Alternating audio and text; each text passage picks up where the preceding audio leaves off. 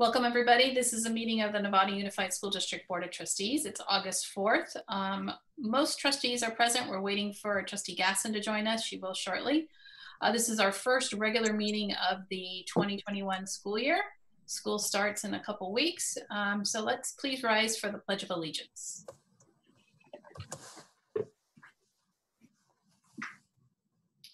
I pledge allegiance to the flag of the United States of America and to the republic for which it stands, one nation, under God, indivisible, with liberty and justice for all.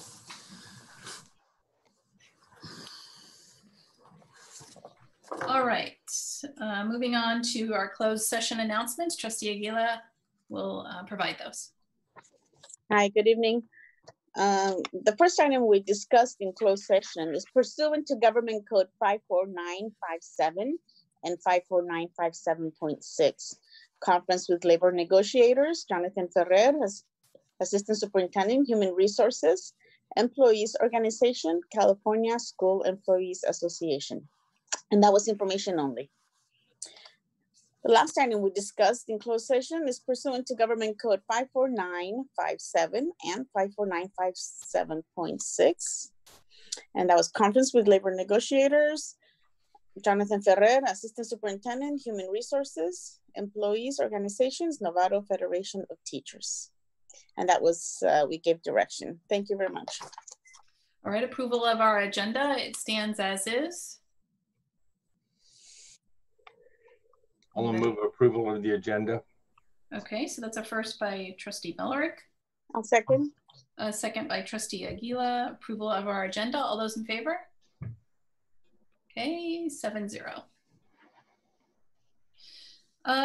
Public comment on consent. We have received some public comment this evening on some consent agendas. So why don't we go ahead and hear those, and then I'll come back to the board to see if there's anything that needs to be pulled.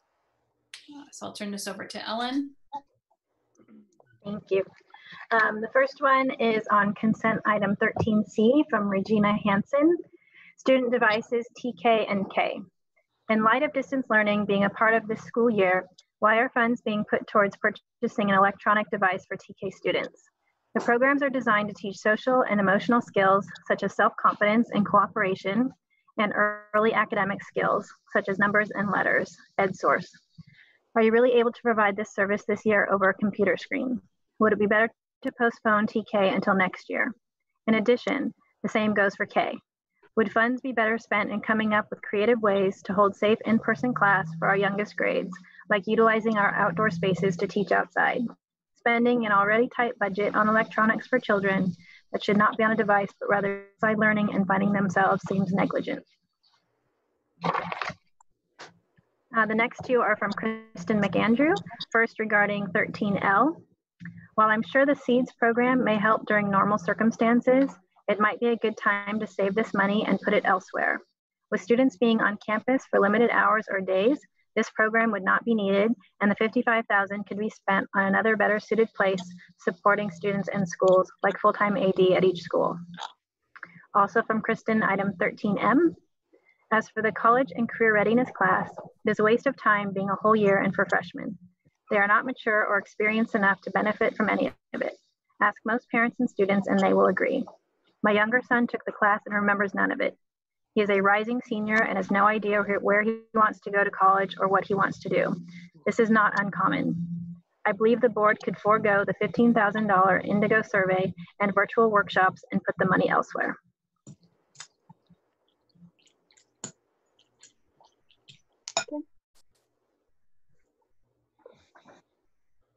Sorry about that, I was muted. Concludes the public comment on consent. Back to the board. If there's any item the board members would like to pull, I would like to pull C, 13C. Diane, I saw your hand jump up. I would like to pull 13B. Okay. Trustee Aguila? Yes, I'd like to pull 13M. Okay. Anybody else? Okay, seeing none. So we've pulled the items 13B, 13C, and 13M. And we'll move those to discussion action. Okay. So I'll move the consent agenda without items B, C, and M. Thank you, Trustee Nell. Trustee Miller, this is a second. Okay, all those in favor? 7-0. All right, and we'll just take those in order once we get through discussion action. Announcements from the board. Trustee Miller, any announcements? You're muted. No announcements. Okay, thank you. Trustee Nell? Okay. No announcements. Trustee Gasson? Okay. Trustee Mack? No announcements. Trustee Cooper? No announcements. Trustee Aguila? Yeah, just no announcements, just be positive. Stay positive. Thank you. And I have no announcements either. Superintendent Casca? I have an announcement, and it's a good segue from what Trustee Aguila just shared. I want to take a minute to acknowledge how hard what we're all being asked to do is for our staff, for our students, for our families. We're being asked to do things and make decisions about things we never anticipated being asked about. We're being asked to do things outside of our wheelhouse, those things that just aren't things that we've been trained for, things that we don't want to do. We're making sacrifices for our loved ones and the most vulnerable around us without ever knowing if it made a difference or not. It's ridiculously hard. And as frustrated as I've gotten at times with people, with situations, I continue to remind myself to give grace to others and to myself. We're all doing the best that we can. We all respond to stress differently. I'm finding that when someone stretches the truth, I'm trying to assume that it was accidental. When someone gets angry, I do my best to feel empathy for them versus lashing back out at them. When I make a mistake of my own, I'm owning it and learning from it and doing all I can to not repeat it. And so I just want to keep in mind that everybody out there is doing the best that they can do in these terrible circumstances. Let's try to remember that and give a little bit more grace than we typically do. All right, thank you for those comments.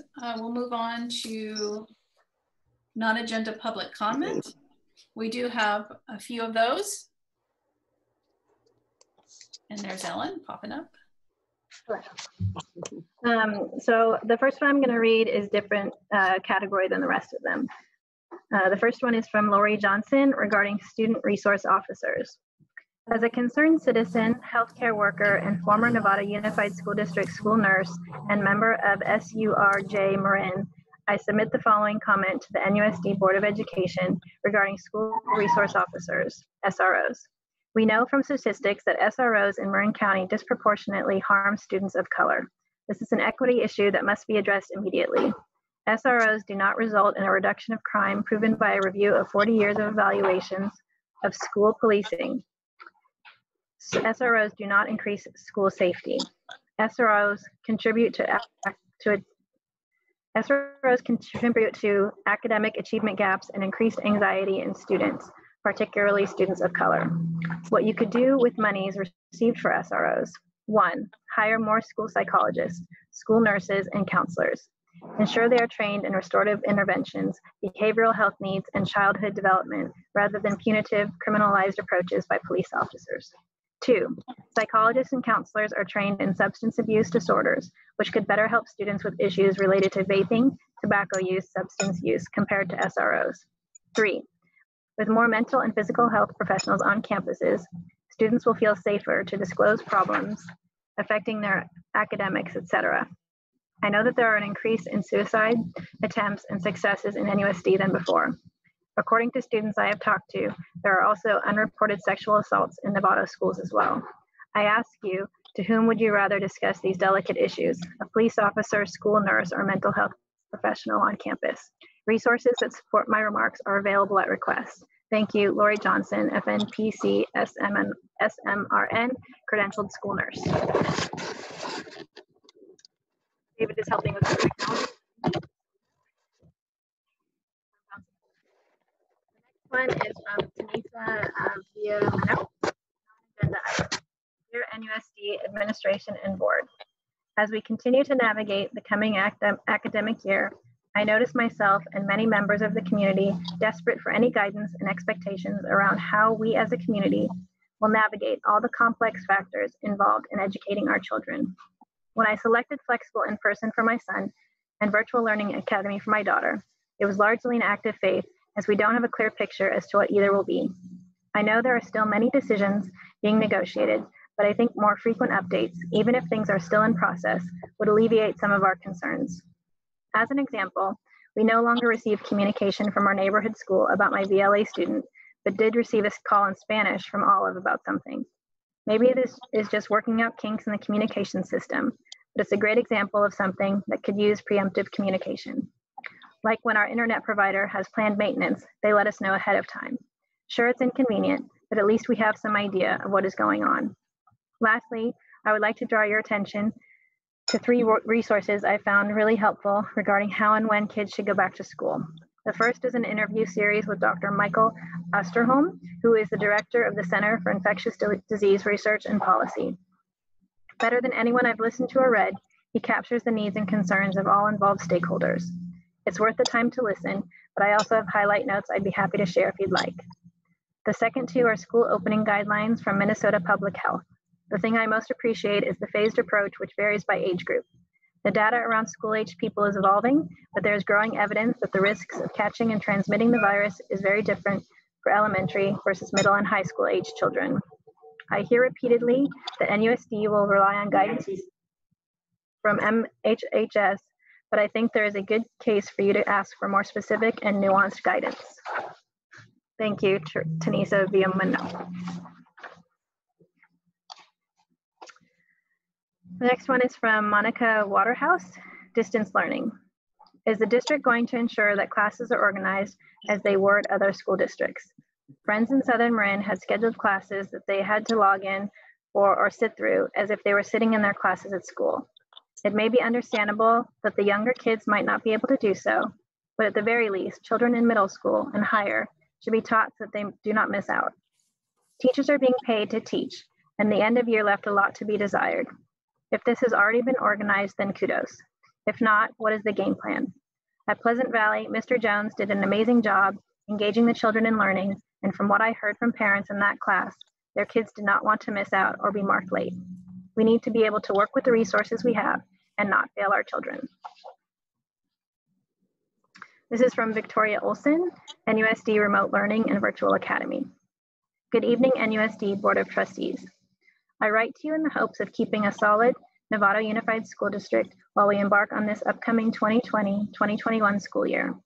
As many conditions and logistics are uncertain, one thing remains the same for all NUSD families. We want and hope for a solid foundation and community through our schools. Whether we choose flexible in person, who are starting off remotely, or virtual academy, the reason we chose to stay with NUSD as our educators is to maintain a sense of normalcy and continue our place in our community. This is not a subject to be taken lightly. As we have practiced shelter in place since March, many children long to see their school, principals, staff, teachers, and friends. I implore NUSD to do everything they can to facilitate this for all members of the NUSD community. There are many factors to consider, and I urge NUSD to go above and beyond to keep children connected with their schools. This is imperative for both remote flex and virtual academy. Please consider grouping children in virtual academy with classmates from their grade and school so that they can see a friendly face and possibly create a pod with classmates in similar areas. At the very least, they will know someone from their previous school year or neighborhood.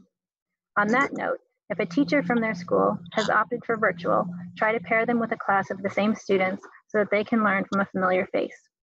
For both remote and virtual, please encourage principal and staff to do a weekly or monthly check-in, a quick video to say hello, a view of something on their campus, or a Zoom singing a school song. Anything to keep the connection to our most loved NUSD schools. For both virtual academy and remote inflex, please keep in mind that many children will be doing Zoom and Google Classroom for the first time. Keep class times and video engagement class specific. Ideally, a 5-year-old kindergartner won't be spending as much time online as a 7th grader. Lastly, please give TKK and First PE for both inflex and virtual. At the end of the school year, we loved having field day activities with our community PE teachers, support staff, and principals. Something similar throughout the year with pre-recorded videos and bingo games would be instrumental to keep our children feeling engaged and connected, while most importantly active. A weekly or monthly check-in with PE, music, and art is paramount for all grades, even if not weekly. We need to think of the emotional toll our new reality has on our children and our families. Everything we can do to keep connected and tied to our schools will be paramount on their learning and future foundation. Please encourage and facilitate thinking out of the box to keep our Novato community the tight-knit community it is. We are so lucky to have truly amazing teachers, board, staff, and district who work diligently to provide for our families. Please help us to narrow the gap. It is instrumental for our children to still feel the hugs of their teachers, warmth of their smile, and kind words of encouragement even from afar. Please make this an area of discussion and not just a hope that it will all work out somehow. I've spent much of my summer reading reports and articles, keeping up with NUSD communication, active on committees, board meetings, Zoom calls, Marin Board of Education, and Marin government updates, as well as COVID-19 and California government news feed. Please make sure that our children's mental health is not taken lightly. Please use our stellar NUSD platform to keep our children in schools as connected as possible. Thank you in advance for your time and attention to this matter. As always, we appreciate your support and all that you do. Best, Victoria Olson, parent and HS alum. This is from Vicki Breen, Return to School. I first want to thank all the board members, district office personnel, and the teachers of NUSD for working so hard during these very hard times. I understand it is a very hard task to work on such important issues when the information continually changes daily, and this is all uncharted territory. I write this letter with very valid concerns and issues that I hope will be considered during reopening of schools. I have a concern dealing with the reconfiguration of our elementary classes after the VLA children have been placed. Superintendent Koska stated in the last board meeting that if families didn't find VLA the right place for their child, that they would have the opportunity to return to their home school, then added if there is room. As a teacher, I am being asked to reconfigure these new classrooms to full capacity. If we do that, it does two very important things. One being, it causes multiple combination classes, which are disliked by parents and a huge challenge for teachers when we already have tons of new challenges this year. And it doesn't leave room for any families to return to their neighborhood school if VLA is not a fit or they find returning safe again. If VLA is really going to be an option for our Novato families, they should have the opportunity to return, and there should be room for them to return. We can do this by running our classes a little small, leaving a few open spots for the return of those families. In return, the families will be able to return with an easy transition, and they won't feel trapped in a program that is not working for their child. Also, by running the classes a little small, it will relieve some of the forced combination classes. I hope you will consider these issues as soon as possible because schools, teachers, principals are planning on reconfiguring now. Thank you for your time and consideration. Sincerely, Vicki Breen. The next one is from Joey Bortnick, Safety During COVID-19. Please have the superintendent join in at the bargaining table and make sure that if and when we do return to our classrooms, that we have all the PPE that we will need. Please have someone other than the teachers taking temperatures of the students and enough custodial staff to clean the room safely. Also, teachers, like students, should be able to choose to teach remotely or in person. My students have told me that they have not been practicing social distancing or wearing masks. I don't want them to get sick. I also don't want to get sick, be put in a coma with a feeding tube and a breathing tube down my throat, and be at risk for heart and liver damage. We are currently the epicenter for the virus in the entire world. Please do everything necessary to ensure the safety of staff and students.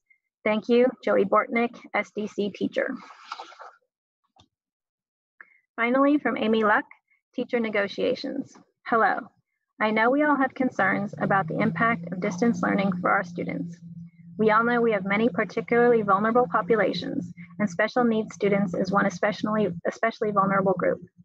As a special education teacher in Novato, I am quite anxious to have our return to school plans finalized so that I can plan on how to best support my students as school resumes. I can't adequately begin planning services for my students until schedules are finalized and labor union negotiations have been completed. Please, I ask that you, 1, send the superintendent to the bargaining table so we can finish negotiating a full agreement for the 2020-2021 school year. 2, negotiate with the teachers around the virtual learning academy so parents, teachers, and students can prepare. 3, ensure that each site has adequate staffing for the health and safety of students and staff when we return to in-person instruction. Sincerely, Amy Luck.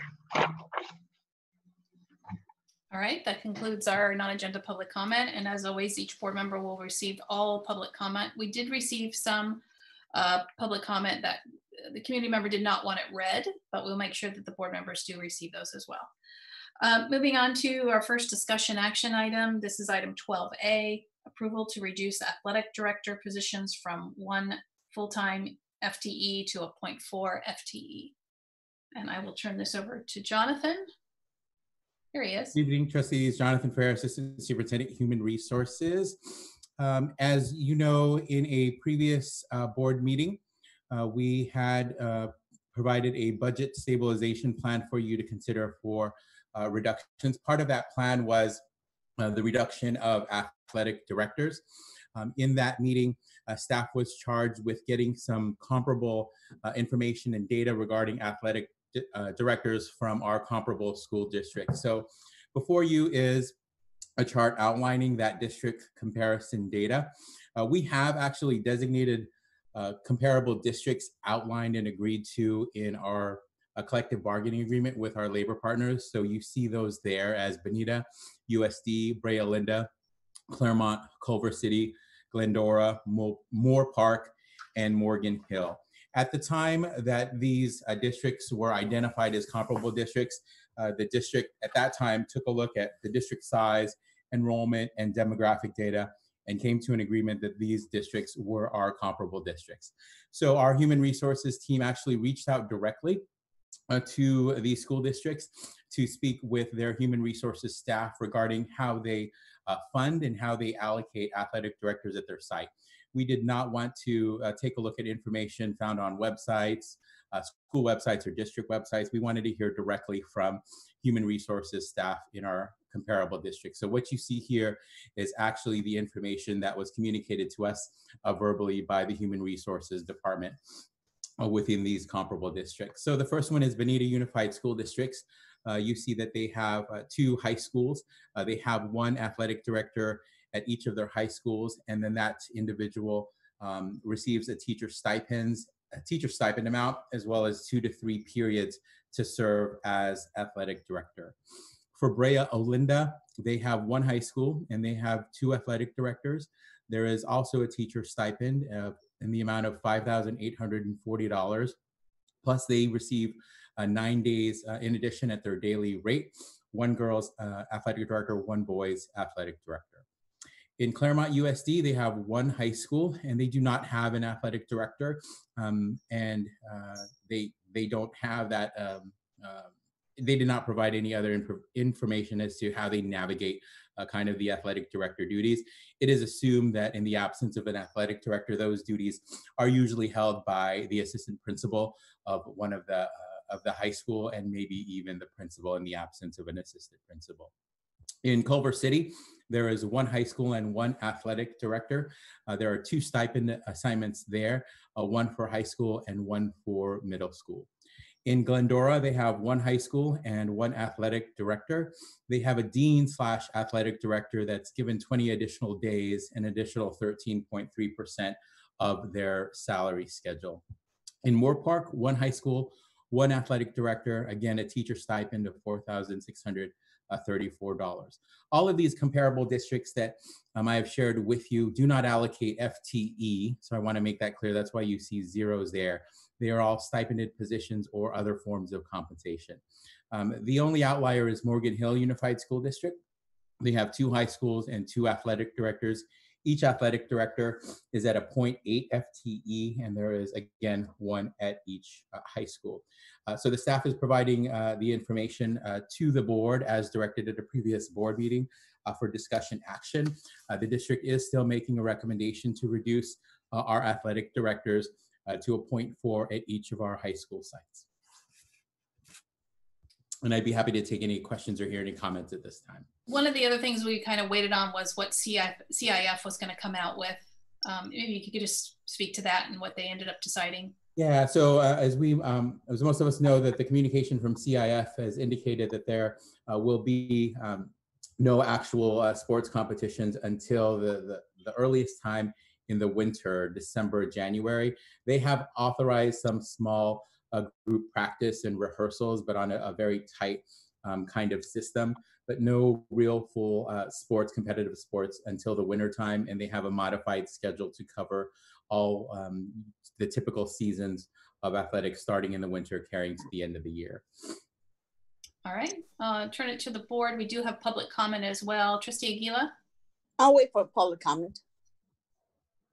Anybody, Trustee Miller and Trustee Mack. 2 points. One is, I think the governor today released a press release with some information that included athletics. So I don't know if somebody has that. I got a copy. Yeah, Chris has got it. Okay. So there's some more guidance. I'm not sure, it's not going to change tomorrow, but there's more guidance. The other was a question to your chart, Jonathan. In your very first row on your chart, you had 2 high schools, but 1 athletic director, but then you said 1 AD for each high school. So do they have 2 athletic directors for 2 high schools? Or I just wasn't sure I was reading the chart correctly, if you could clarify. Right, thank you, Trustee Millerick. So the chart reads as 2 high schools and then the number of ADs that they have at each high school. So in Bonita, they have 1 athletic director at each of their high schools. Thank you, sir.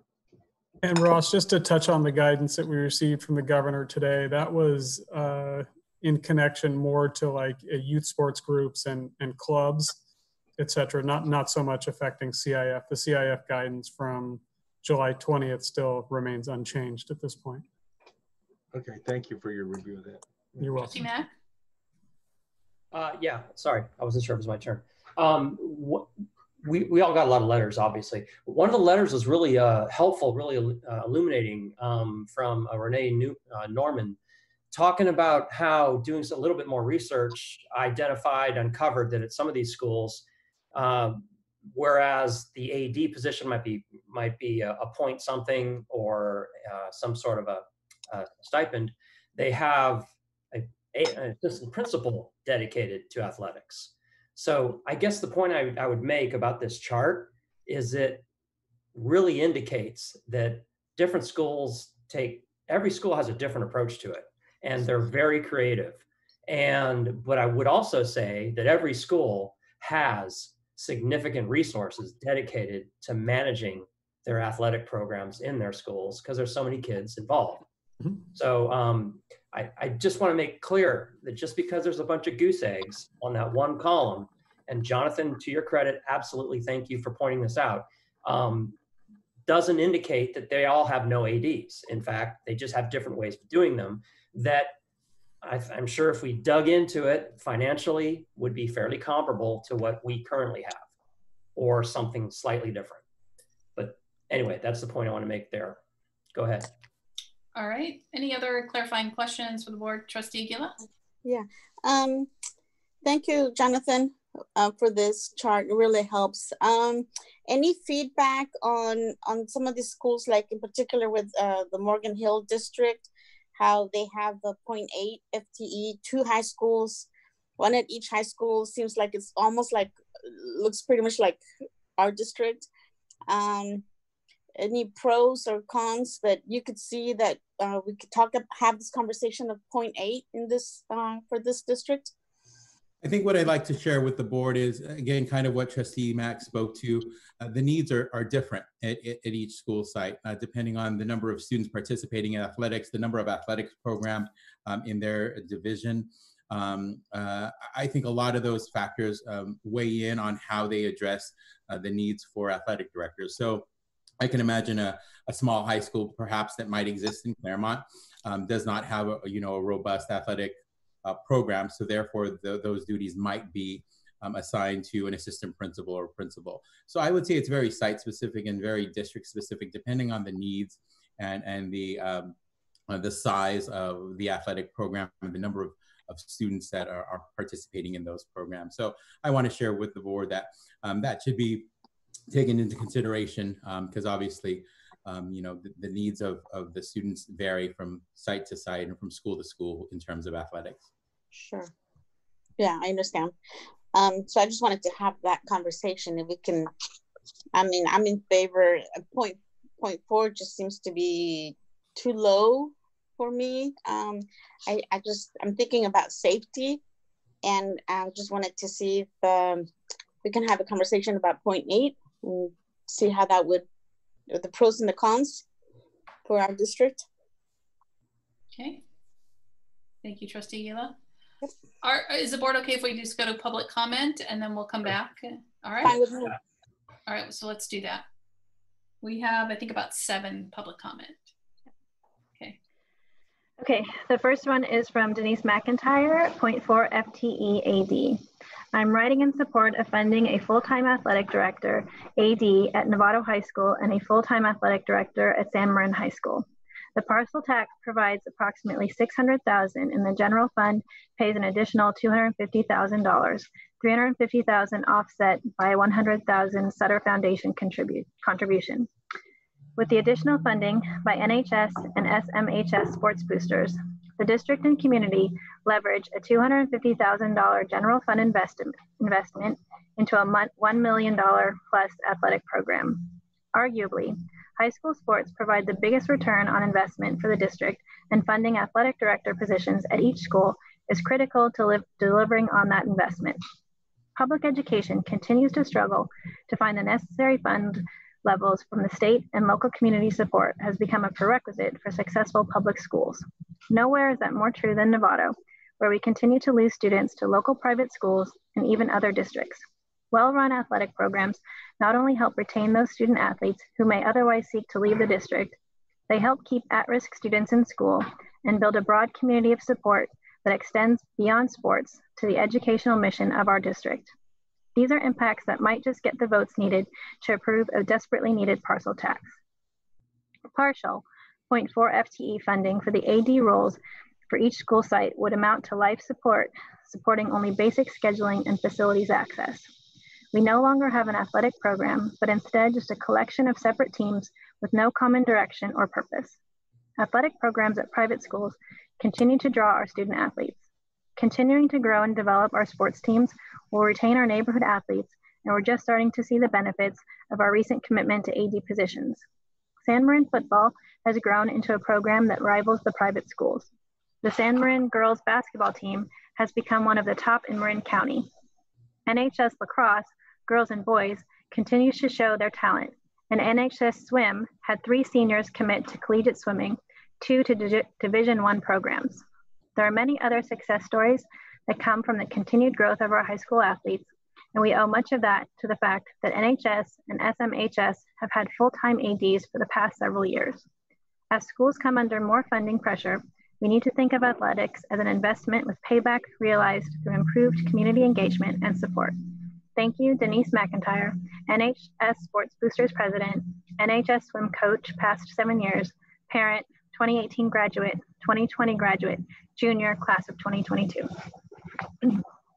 Sip of water. Sorry. Ross Sargent. Full-time athletic directors are more essential than ever. NUSD trustees and senior leaders. The San Marin All Sports Boosters organization reiterates its strongest support for the full-time athletic director, AD positions at both NUSD high schools. As you decide the athletic director funding issue again, I reiterate the arguments we have made in the past 18 months and emphasize the 3 following points. 1, the AD is second only to the principal in importance to a public high school, a realization often asserted by San Marin's principal. 2, the AD of 2020 and beyond is tasked with unprecedented level of responsibility in keeping our students safe, healthy, and thriving in a tumultuous world. 3, the AD position, along with the athletics program it leads, is one of the most powerful magnets attracting and maintaining students at our public schools. Accordingly, it is one of the most powerful investments in the future of our schools. You are correct in preserving the full-time AD positions last year, and you would be all the more correct in doing so now. Please draw on your wisdom and foresight to continue protecting the crucial AD positions from budget cutting measures. Thank you, Ross Sargent, President, San Marin All Sports Boosters, parent of SMHS Class of 2020 student and Class of 2026 student. This one is from Otis Smith, Athletic Director position. To the NUSD Board. My name is Otis Smith, and I am a former NHS and collegiate student athlete. I currently coach youth lacrosse. I am writing to express my concern for the NHS and SMHS AD proposal for each position to be a .4 job. While I understand that there are fiscal responsibilities the district must consider, it saddens me that athletics are often the first to be cut. I cannot express how important athletics are for the growth and development of students. Student athletes benefit greatly, physically, mentally, and socially through sports. The experiences they share often last a lifetime and produce lifelong friendships. Athletics also give the kids life skills that translate to success in the classroom and beyond. Life skills such as commitment, work ethic, how to deal with adversity, teamwork, communication, and how to be selfless to achieve a greater goal, just to name a few. In addition, when a school has a well-run athletic department with teams that compete at a high level, there's a sense of pride not just for the athletes, but for the student body, parents, and community. I think we can agree that athletics are much more than just an extracurricular activity. With a commitment from the NUSD and administration, NHS and SMHS can both be the highly regarded academic and athletic institutions that the students deserve. I would argue that the athletic department is one of the biggest departments on campus, and the athletic director has some of the greatest span of responsibilities. The AD at NHS last year was in charge of 48 teams, which includes 710 student athletes, including multi-sport athletes, as well as 48 head coaches, plus a number of assistant coaches. The AD at SMHS was in charge of 44 teams, which included 852 student athletes, including multi-sport athletes, as well as 44 head coaches and a number of assistant coaches. The athletic director position is not a part-time position, and as a former Novato athletic director, Michelle Sanders stated in the June board meeting, quote, "The amount of work that goes into this position is more than a full-time job, so it needs to remain a full-time job," end quote.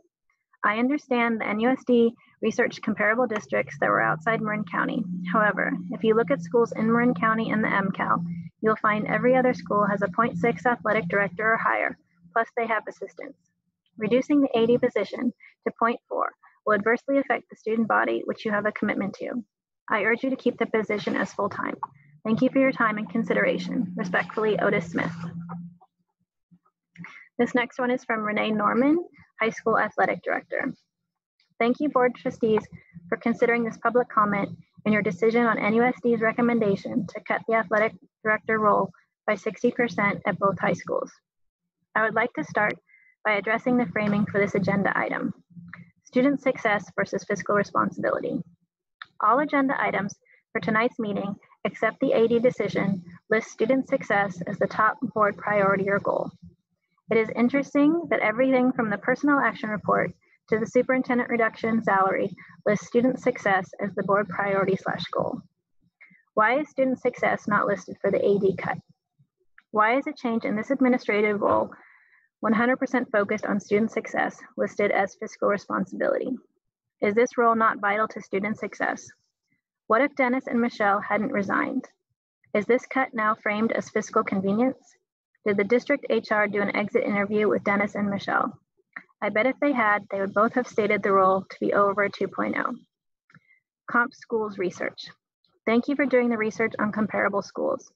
Unfortunately, the research is tragically flawed and incomplete. Obviously, not much time given to this request. It leaves out important data like budget per high school, number of students, administrators, board members, student athletes, teams, coaches, demographics, etc. The addition of this data would have given a more complete picture of a quote-unquote comparable school and would have at least been somewhat helpful. As the data stands now, it should not be admissible and the board should not consider it in their decision-making. A 10-minute Google search yielded the following, using districts with 2 high schools, which is much more interesting data. Benita USD, 5 board members, Each of the 2 high schools has 1 principal and 3 APs, one of which is in charge of athletics and facilities. Note, this person is listed as an administrator and a respected part of the school, plus a 0.8 AD. Total school population, both high schools, 3,239. Morgan Hill USD, 7 board members plus a student board member, very cool. Each of the 2 high schools has 1 principal and 3 APs plus a 0.8 AD. Total school population, both high schools, 2,623. Why is this role on the chopping block again? This role was brought to life because it was important for students' success in athletics, recommended by a panel of educators, administrators, ADs, teachers, students, community members, even Chris Koska, because it was important to student success, honoring the whole student. Again, if Dennis and Michelle were still in these positions, how would the district be saving $120,000? Recommending cutting another teacher is a lazy and irresponsible answer. The district was also asked to get creative and offer alternative cuts. Thank you, that was my time. One more sentence, to save $120,000. Where are those recommendations? We have to honor the whole student here, academics and athletics. Please do not cut this role, find the savings somewhere else. Thank you, David. The next is Lisa Devorah, athletic director. The position of athletic director should not be cut for either school. I have lived in Novato since 1978. I did not have children at the time, but I remember the long, hard work to get to the point of having an AD at each high school. To cut the hours of any AD position is a step in the wrong direction. As a former cheerleader and basketball player and current cheer basketball mom, I know firsthand the intricacies and responsibilities that are involved with sports. There are so many rules and regulations involved, even in the non-COVID world, for just coaches and parent volunteers to deal with. To do so would take valuable time away from actual coaching and could affect player participation. There needs to be a dedicated full-time position to handle all the rules and regulations, especially now when there are many more that teams and players need to be in compliance with when they are allowed to resume. High school sports are planning and looking ahead and do not need the immensely important position of athletic director to become a thing of the past, less than full-time. The high schools need their full-time ADs. Thank you. This is from Joan Busby, AD position full-time. Due to the pandemic we are facing, students, high school sports, and extracurricular sports have been severely impacted. Without much notice, but with the dedication of a handful of NHS coaches and support staff, some sports have been able to create cohorts. However, the coaches, the student athletes, the families of the student athletes, and NHS itself need direction, knowledge to be privy to the latest changes, rules, and regulations. We need a leader, an experienced full-time athletic director to devote to these students, especially now during this pandemic where our students' mental well-beings are being affected along with their physical well-being. In one day, the entire world as teenagers knew it changed upside down. It is up to us to give them the experience of high school and high school sports they deserve, even amongst our challenges of COVID. Without a full-time athletic director, our kids are going to suffer more. It's time to put our students' safety through guidance, leadership, and a full-time dedicated athletic director back on top. Please consider the position full-time. Anything less is unacceptable. Our students deserve it. The final one is from Kristen McAndrew, AD position. In this strange time, we need sports. Sports will never go away. The students should have sports. Sports will require many more hours of organizational time that one person should oversee. These changing, challenging, demanding responsibilities of safety and health of our student athletes should be supported by one person at each school as a full-time position. We had full-time professionals and will need them even more during this unprecedented time. All right, that concludes the public comment on this item. One of the first comment was there were some numbers regarding the budget and how the funding is done for sports, but just in relation to the ADs, if Jonathan or Yancey can reiterate how the ADs are funded. And also I noticed that on the report in June 30th, it was a savings of $132,000. It's now a savings of $120,000, which is great. less? What drove the difference? I think that's kind of Trustee Butler, the kind of the ballpark where we are. It's, of course, dependent on you know, the salary of the individuals, if they're on the higher end or the lower end. It's somewhere going to be in that amount, depending on you know, if we bring this back as a 0.4 or in some other fashion, what the true savings will be. But we estimate that to be somewhere there. Okay. Yes, I reiterate what, if we had folks in those positions right now, we would give you the actual savings. But this is an average FTE statement. I think they use a placement on the salary schedule, and I use a little bit of a different calculation, but it's right in the same range. How they're funded at this point, 0.4 of each school's athletic directors are funded by Measure A, our parcel tax that was renewed in 2014, as well as the stipend. The athletic directors receive a stipend in addition to their 1.0 FTE. And so both of those 0.4 and the stipend are paid by the parcel tax. The other 60% is funded directly by the general fund. And so you're talking about, you know, 60 to 65,000 that's covered by the general fund. Okay. Thank you. I'm using an average FTE cost. All right. All right, board members, back to you. Anybody would like to, Trustee Mack? You're muted. Sorry, my mouse wasn't reacting. Of course, you knew I'd speak up first. So I think the real takeaway from this, and we all need to remember the presentation we saw, last June by the two ADs, the two outgoing ADs, Dennis and Michelle. And they're pretty clear that the job that they do is not a 1.0. It's probably not even a 1.2. It's well above that. And the irony in all this is that we all, and I think we all nod our heads on that we all know that this is more than a full-time job to do it right. And the irony in all this is that we're talking about cutting it 60% from the 1.0. So we're really talking about cutting bandwidth, at least in terms of compensation, by more than 60%, 60, 70, 80%. And yet we are not really looking at the potential risk we're running into by doing that. There was a great quote from one of the letters. It wasn't read, but it was one of the emails we all received. And I'm just going to read an excerpt from it. It says, as we enter an era where COVID-19 impacts our students and especially our athletes, right? Because they're playing contact sports most of the time. And especially our athletes, we need an AD even more so. With changing safety precautions, regulations, and requirements, we need someone who can focus on keeping our athletes safe. And then throw on top of that the accelerating nature of those changes. We need someone to be on top of this every single day.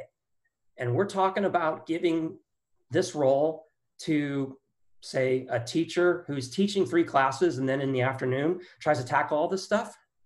It's not going to work.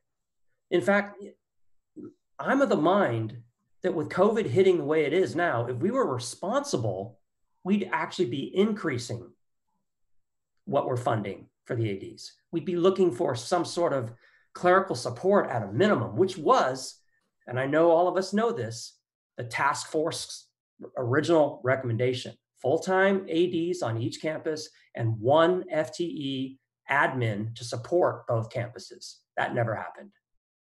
And now here we are, unprecedented times in terms of safety, in terms of change, in terms of just risk.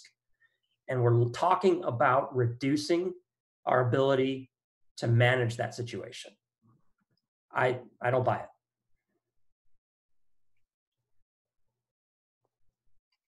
Unmute, Trustee Nell.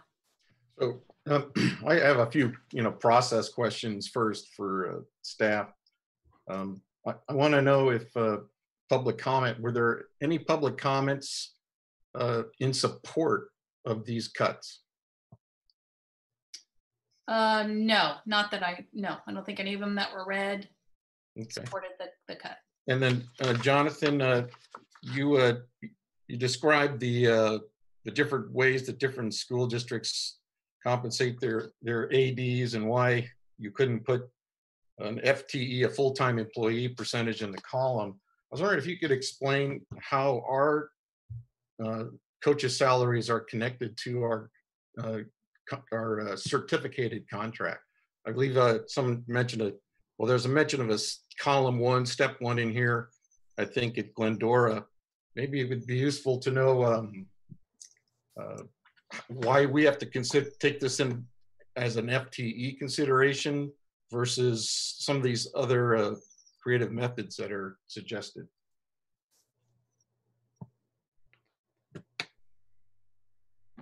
Caught myself on mute there. Thank you, Trustee Nell, for that. So I'll kind of go over the structure of how we have our athletic directors. Obviously, we know that they are 1.0 FTE at each site. They also receive a 26% base salary increase of range 1, step 1, which is our lowest cell on our salary schedule, in addition to their placement on the salary schedule based on their years of experience with the district. So that represents approximately, that range 1, step 1 cell is about $49,000. So 26% of that is approximately $13,000 in addition to the 1.0 FTE. The reason why some districts, not including just us, are unable to be creative in what we're offering is because those items are often negotiated through our labor partners. So in this specific situation, that is kind of what we have. That 26% base salary increase has been negotiated and agreed to between our teachers union and the district.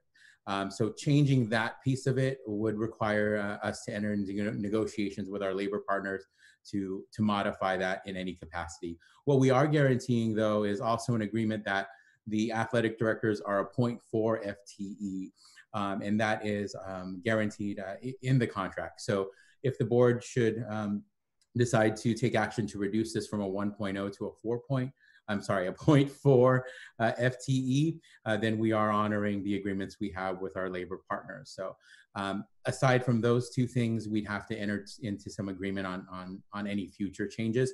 That will not happen tonight. Obviously, negotiations are kind of a long-term process.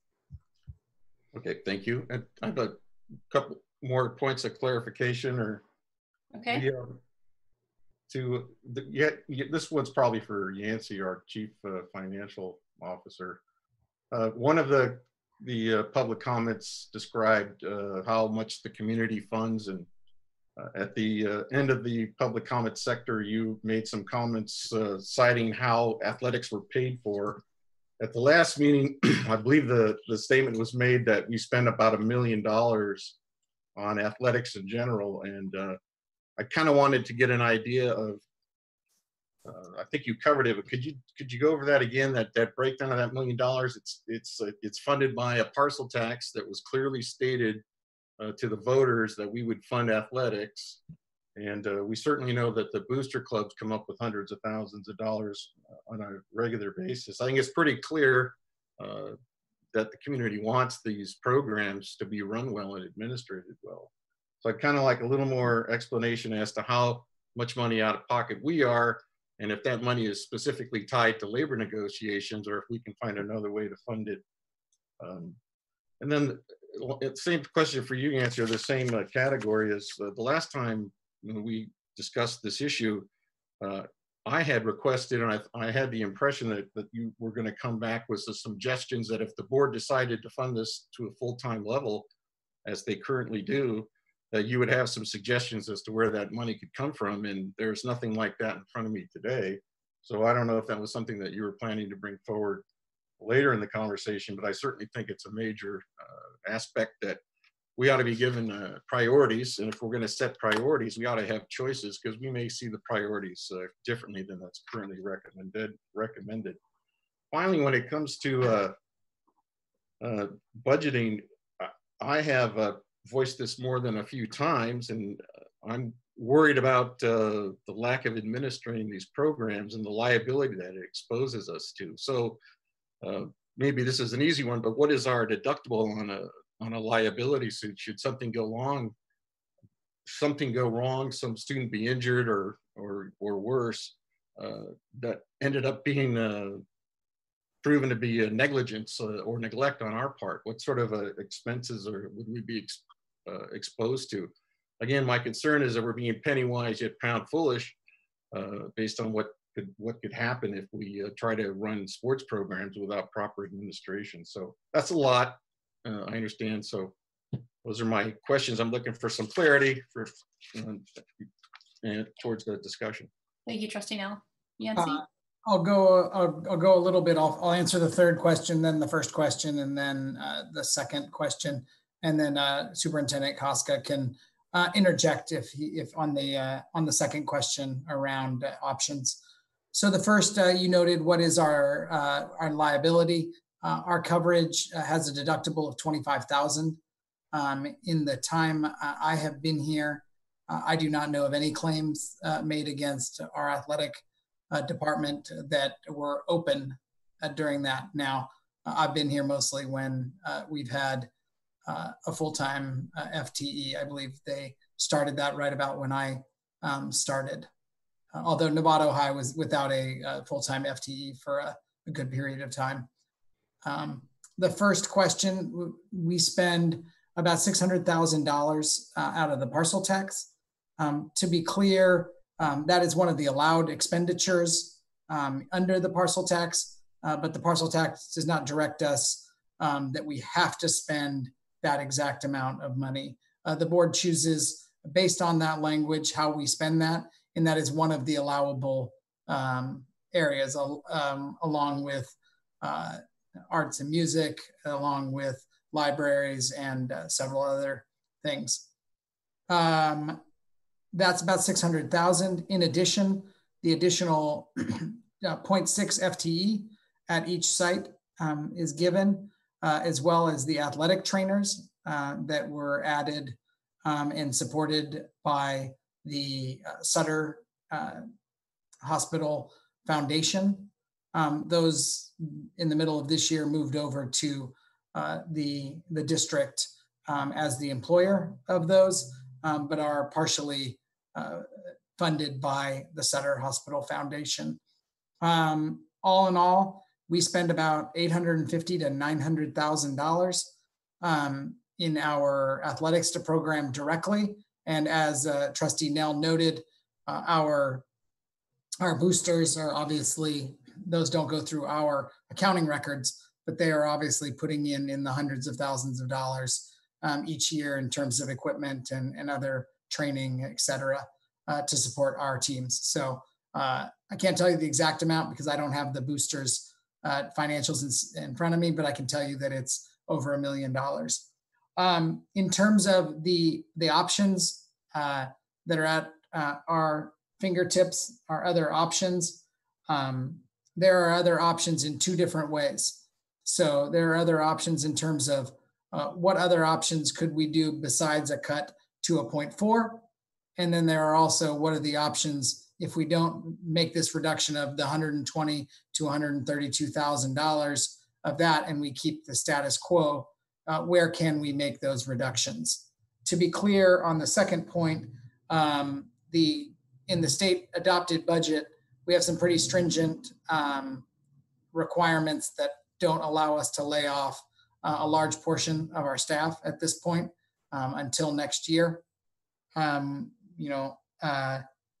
And so we'd have to go look at the smaller portion of our budget that really isn't staffing at this point for this year. Those could be in site allocations, that could be in department allocations. And those are the real areas that we would have to look at in terms of making that $120,000 to $130,000 reduction. Anything additional, Superintendent Koska? Oh. Yes, if I could add a couple things. I mean, we have lots of options about how we move forward. Staff's recommendation is the 0.4 at both school sites. COVID does complicate things. You know, I've got to be honest with you. I know exactly what they would be doing come November if we were getting ready to start athletics programs in December. I'm not sure what they would be doing in August, September, and October. You know, so some of the options that jump to mind for me outside of 0.4 would be a reduction to 0.6, could be a reduction to 0.8. It could be that we start the year with a 1.0 athletics director that's kind of keeping a watch on things, keeping everything going for the first semester until we know what the second semester looks like. And then at that point, if we need to hire additional staffing, we could bring on additional staffing. We could do a combination of those things. You know, as you know, my goal is to bring you a balanced budget. We're in a very awkward situation with our budget, with so many things changing so fast, and the limitations that have been placed on us that are abnormal from what are usually placed on us. So as Yancey said, some places that we could look to find reductions would be places like department budgets, our school site budgets. We could explore, you know, maybe we could find some savings through, you know, savings that come about as a result of our hiring freeze. Those are hard to predict right now because we don't know what our needs are. As we don't know when we're going to be returning to campus for on-campus learning. But those are some of the ideas that we have. And I wish that I could give you, I hope you know after working with me for 5 years that what I like to say is you can do this and this will save you $50,000, and you can do this and this will save you $75,000. I don't feel like I'm in a place where I can do that right now. But I also understand that you need to make a decision as a board. And I think that if you were to do something other than 0.4, you would just need to give us some guidance and kind of point us in the right direction and say, I think the right place to look is site budgets or department budgets, or, you know, see what you can squeeze out of a hiring freeze. So that's the best I can do right now. I wish it was more concrete than that. Right. So just with quick clarification, so essentially we have contracts for a year with employees right now, so we can't let anyone go. I think there's also some instruction from the governor to that effect, but we could add people, say after COVID gets settled or something. We can put people on when the demand arises. So, all right, thanks for answering my questions. Can I add to that? Yeah, I'm unmuted. I'm indecisive a little bit right now, but I want to know, is it possible to keep the 0.4 right now, as there's no sports in play right now? There's work to be done, I'm sure, in the athletic field to get ready for sports to occur. Can you hire somebody as a 0.4 and morph it into a full-time position once sports get started? So go ahead. I'll let Jonathan take that one. I think that's the right way. Yeah, so President Butler, we can definitely do that if the board authorizes the reduction of 0.4.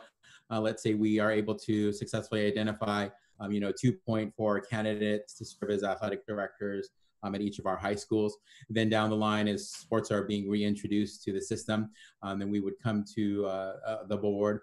And if there's a demonstrated need, or the board, should the board want to entertain additional discussion of now changing that 0.4 to a 0.6 to a 0.8 to a 1, then we would obviously work with the board on making that happen. That may require, again, as this conversation is unfolded, possible reductions elsewhere to make that happen at that time, given where we are. But that is an absolute possibility. Okay.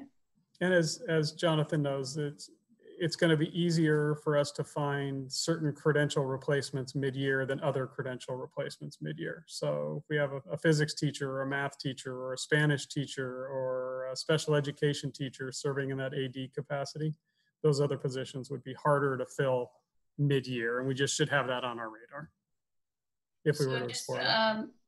So if we hired a person as the AD as a 0.4, they would be a teacher for the other, no. Well, not necessarily, no, but probably. Usually people want to have full-time employment. And so they'd be the athletic director for 2 periods a day and a English teacher, social studies teacher, the other 3 periods of the day. So then we'd be backfilling those other 3 classes. Okay, I had trustee Gasson, trustee Cooper, and then trustee Miller. Thanks, you guys, for all that information. And, you know, I've got to say, one of the things that I want to focus on is to make sure whatever we do is safe. And I know that we will all do that. So hearing concerns for that, I just want to mention that of course, should always be a priority. Also, listening to the letters and reading everything that came in, the discussion and conversations over the benefits of athletics, I concur with, but some of the context that it was put on mental health and social welfare, and there's so many benefits that athletics brings to the table. I put it in context of where some of the funding comes from is the parcel tax, and that goes to a lot of things, you know, music, not just PE, librarians, counselors, and years ago, the nurses were in there. And so what I took a step back from all this and thought, okay, you know, if we've got increasing salary costs for these positions, it's really hard because we still have this little bucket of money that's actually reducing a little bit because of our increase in our senior citizens. And so we're having this conversation that about an element that is paid for and funded through, not even though not fully, but in part through this parcel tax. So when we're making cuts, I keep reflecting on, well, we need to do something. And so tonight, the conversations about athletics, if we had picked a music teacher or librarian or library clerk, excuse me, or a counselor, you know, those are all important positions as well. And so one of the things that I like as a compromise is sort of what Debbie just mentioned, or President Butler, about the idea of seeing if we could find something, and maybe it's not 2.4s, but if we can do a 0.8, that might be more attractive to an individual, and split it and then see where we get as we progress through the year. And if we need more, you know, to be staffed at a fuller full-time, or, you know, getting an additional person, I kind of like leaning towards that, because none of these decisions will be easy. They're going to be, you know, the cuts that we make will impact at some level as much as we can, keeping them away from the classrooms and the kids, but also with the thought being, you know, make sure that we do as best we can to maintain safety and take care of those kids. Thank you, trustee Gasson. Trustee Cooper? Yes, thanks. I like the proposal that you just talked about, Debbie, and Diane as well. I think start out, due to the COVID situation that we find ourselves in now, I think that's a smart thing to do, whether it's at 1.8 handling both schools or 0.4 at each school. Haven't decided about that, but I think address it, look at it down the road. I think that's the smart thing to do. I think we need to remember that we still need to cut this money. It's been a recommendation. We've got some serious cuts ahead, and we keep kicking this can down the road. And it's, as Diane, trustee Gasson said, it could be a library clerk, it could be a music teacher. None of those cuts, we don't want to make those cuts as well. None of these cuts do we want to make. But so that's, at this point, I'm in favor of doing either 0.8 for both schools or 0.4 at each school. Essentially staff's recommendation for now, and reevaluate. Thank you. Thank you, trustee Cooper. Trustee Miller?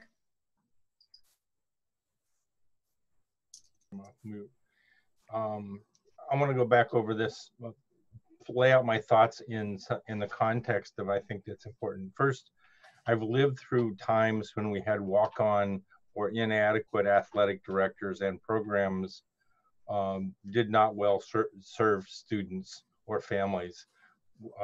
We ended up with policy variances that were alarming when you looked at them after the fact.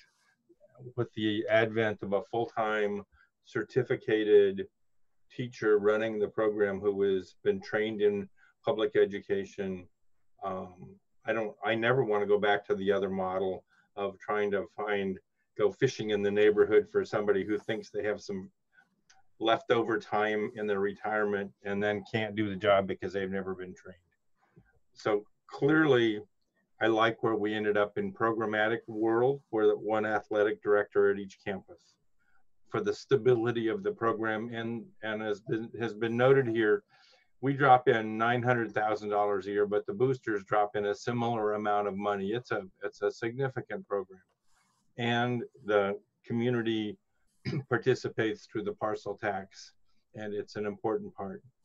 So I look at when I figure out what I think we should do today, I look at where I think we should be a year from now or 18 months from now.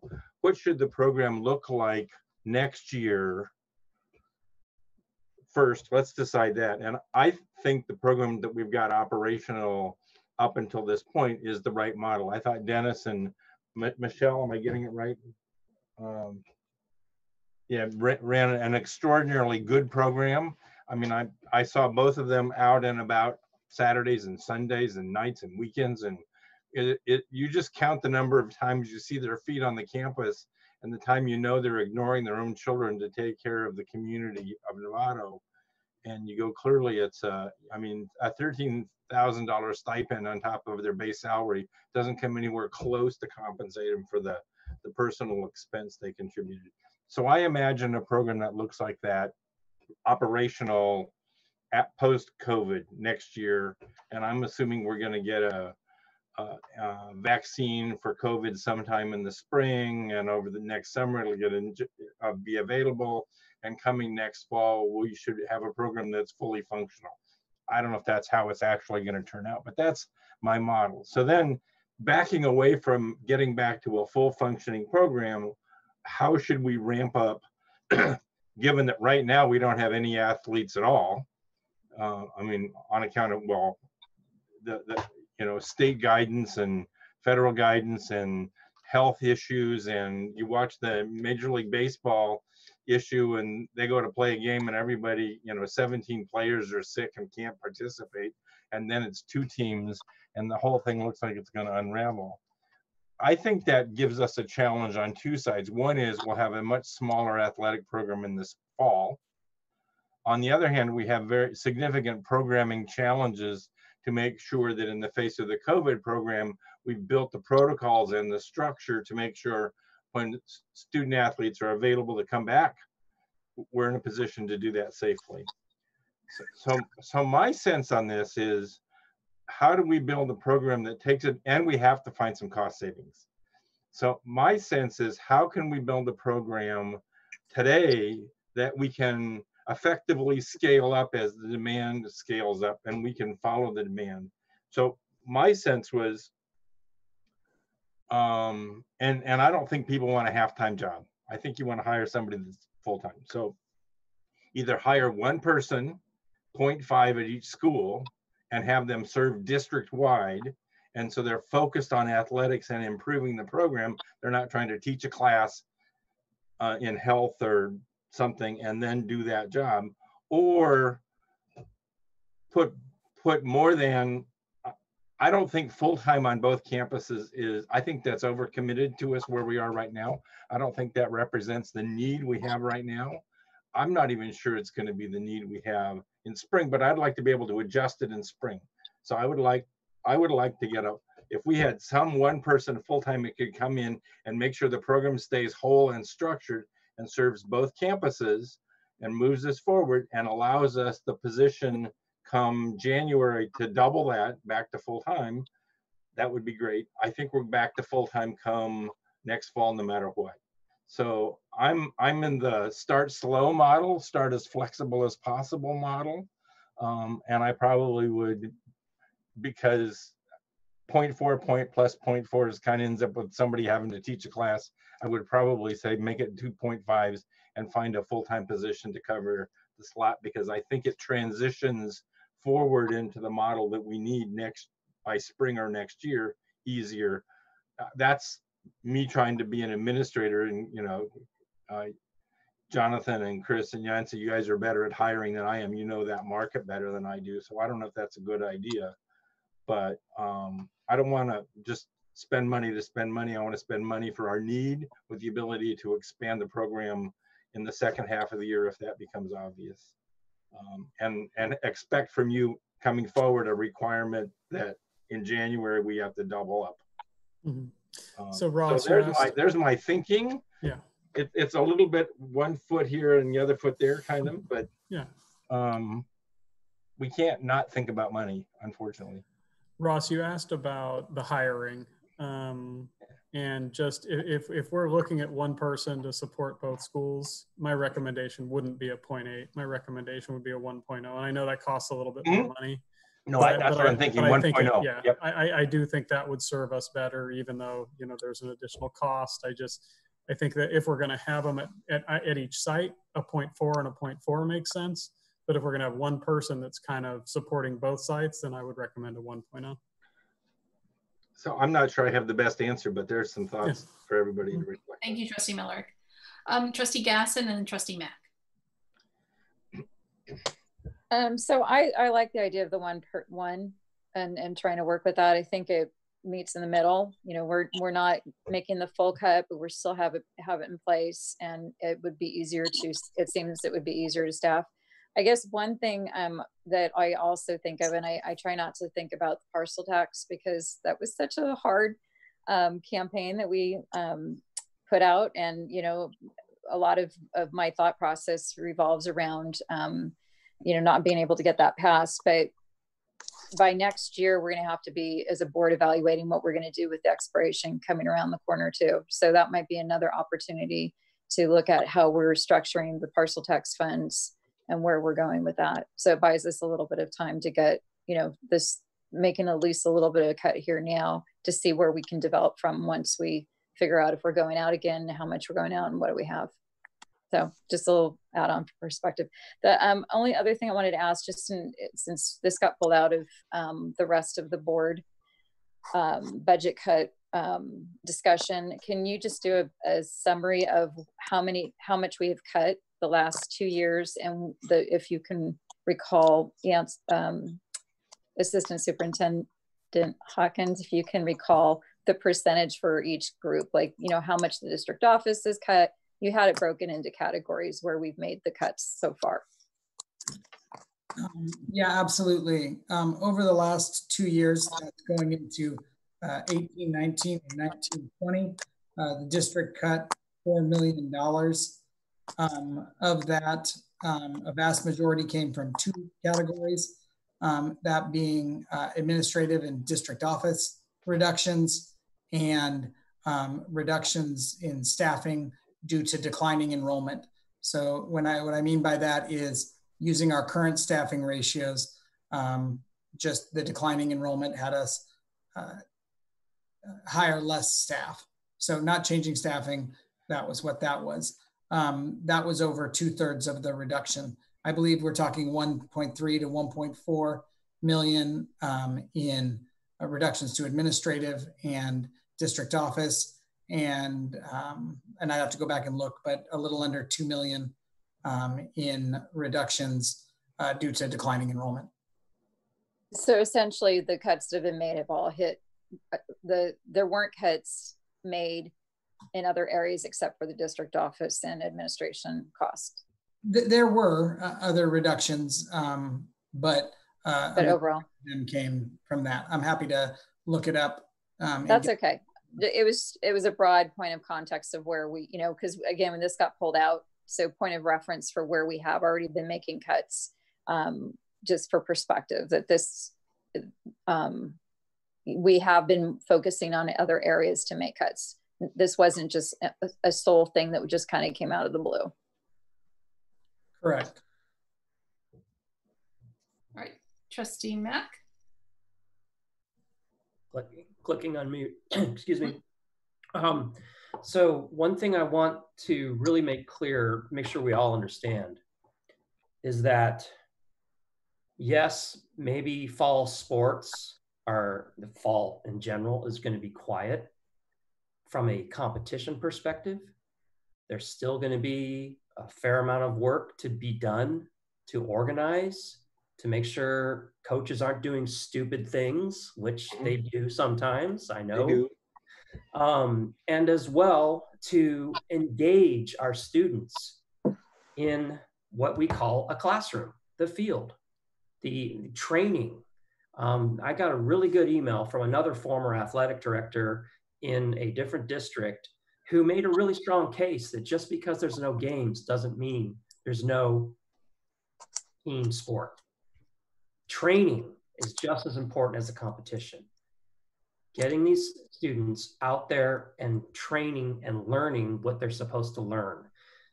I am firmly convinced that we're not going to just say, hey, skip it for the fall. We're going to find ways that are safe in pods, with masks, outdoors, whatever it might be, to engage these kids. So don't think for a minute that sports are effectively shut down till Thanksgiving. That's not the case whatsoever. Just like saying, you know, PE shut down. We're going to find ways. So my point is that we still need ADs.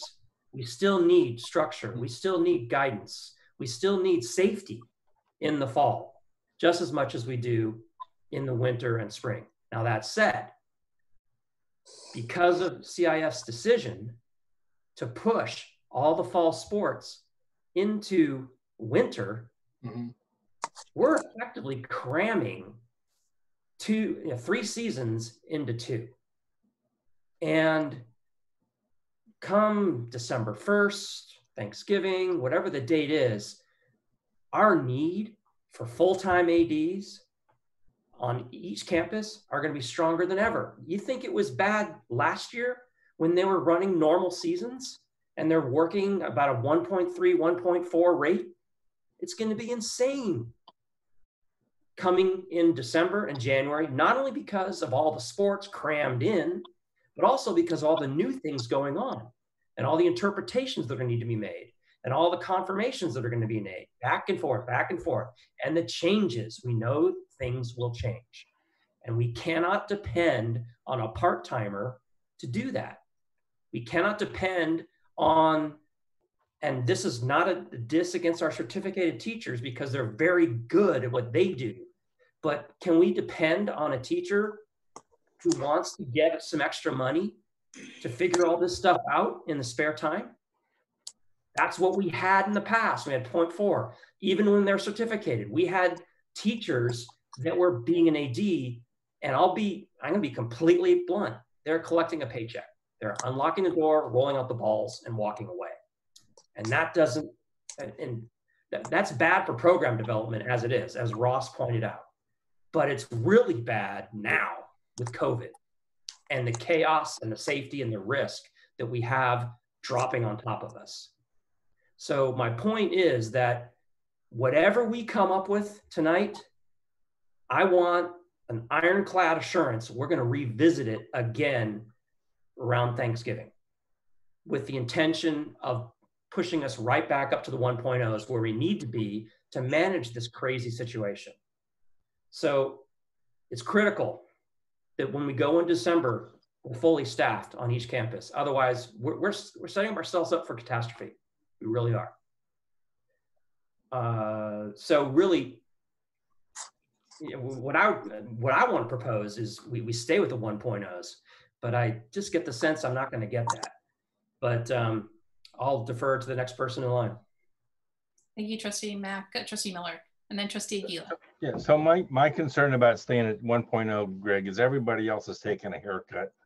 And I just don't see how you get away without participating with the rest of the community. I think you set yourself aside from the rest. But in doing that, in saying that, I think the demand for the work that you're describing is real. I've seen it without it, and it's a catastrophe. It is not the right thing to do, which is in my point, is that we have a time that we pick that we come back to reevaluate it. To be clear on my suggestion, it was a 1.0 person split half and half, 0.5 each.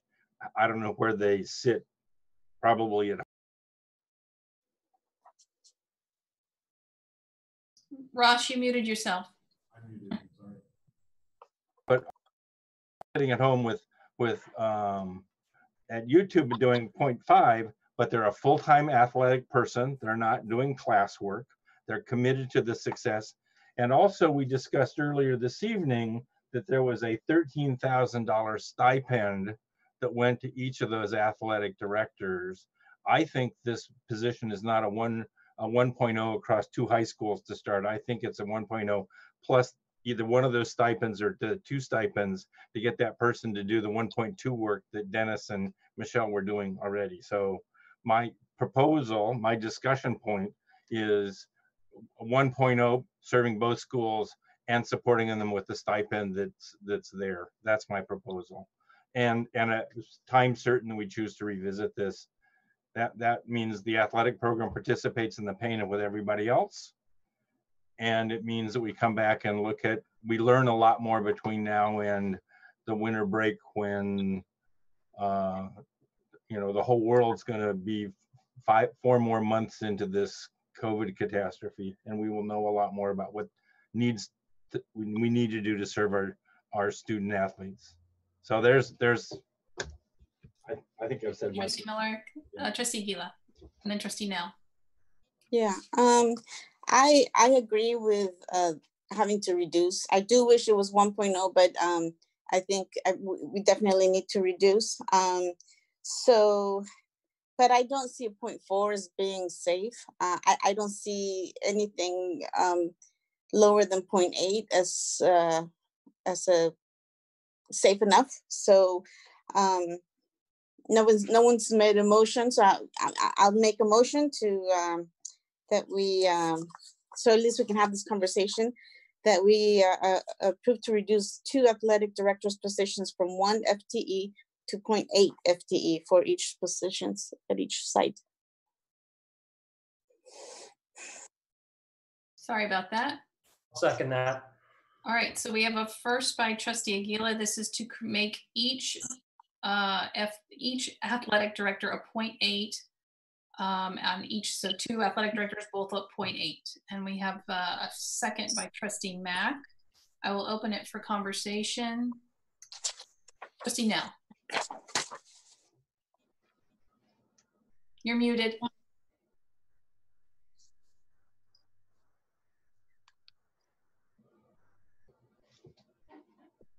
There you go. Sorry, got to get my Zoom skills going again. You know, I think I want to go back to Trustee Milrick's comments because I think he's describing the situation and alluding to the fact that we may very well get to November, December when CIF thinks they're going to compress fall sports into winter and spring, but COVID is still not under control, and we may be delaying and or canceling the seasons altogether at that point. I think that's a possibility. Where I'm coming from is I think it would be irresponsible for us to do anything less than 1 full-time AD at each site, assuming we're operating under normal conditions. That's an absolute minimum requirement. So I think the decision should be based around the times that we're in, that when the programs obviously need a little bit of a lead time, you probably should have something in place from the onset. But I would think that the savings that we could obtain while we waited for COVID to subside and the seasons and athletics to come back up to full strength.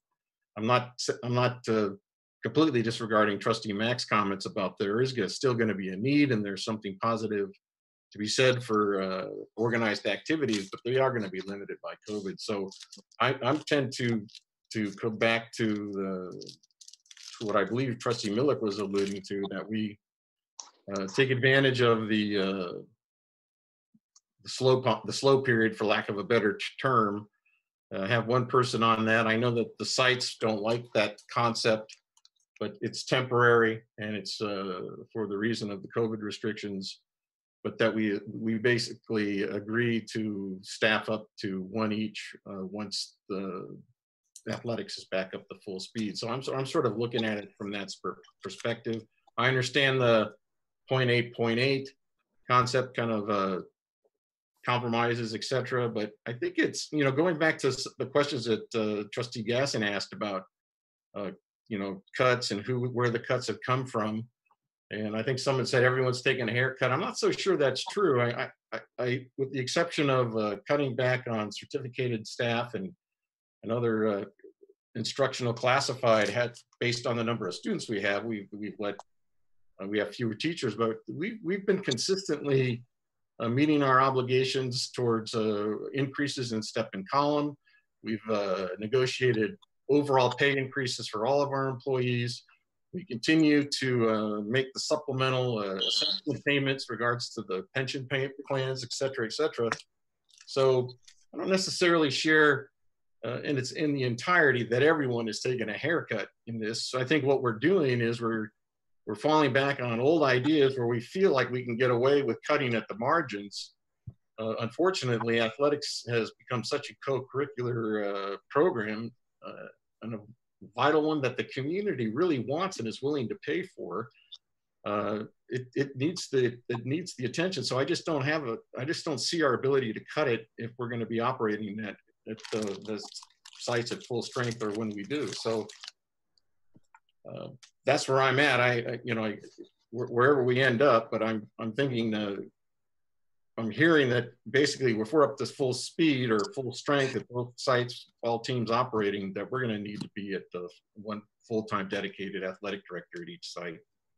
That's my comments. So I'd like to hear what others have to say, because right now I'm not sure the 0.8 is, it's a solution, but maybe we can get enough savings out of a temporary pause and and I didn't hear that motion also didn't state the requirement that we would go up to full time at each site when athletics is restored to full strength. So that's right. If that were amended, I might consider it a little bit more. I'll be happy to amend it. Okay, so let's, can you state the amendment, Trustee Aguila? Okay, I motion that we, let's see. You want to amend the motion? Hold on a second. Hold on a second. I want to make sure I'm saying this right. Okay. I want to amend the motion that we approve to reduce 2 athletic director positions from 1 FTE to 0.8 FTE for each position at each site, and that we go back to 1.0 after we leave the crisis, or after the crisis leaves us. Can I clarify that? Yes, please. Yeah. Let's give it a hard date. Let's just say 12/1. I actually, Chris?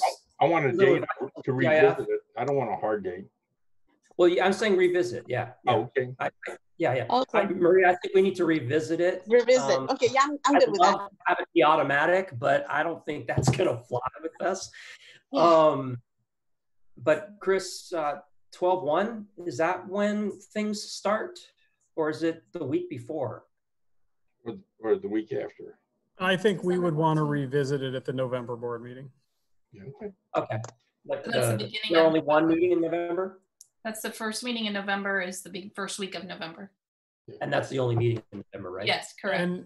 And so maybe, I'm guessing a little bit, maybe we revisit it when we get further guidance from CIF on what fall and spring, what sports look like for 2021 school year. Maybe that's the best kind of catch-all.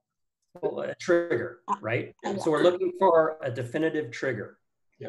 And maybe that's it. Maybe a CIF announcement,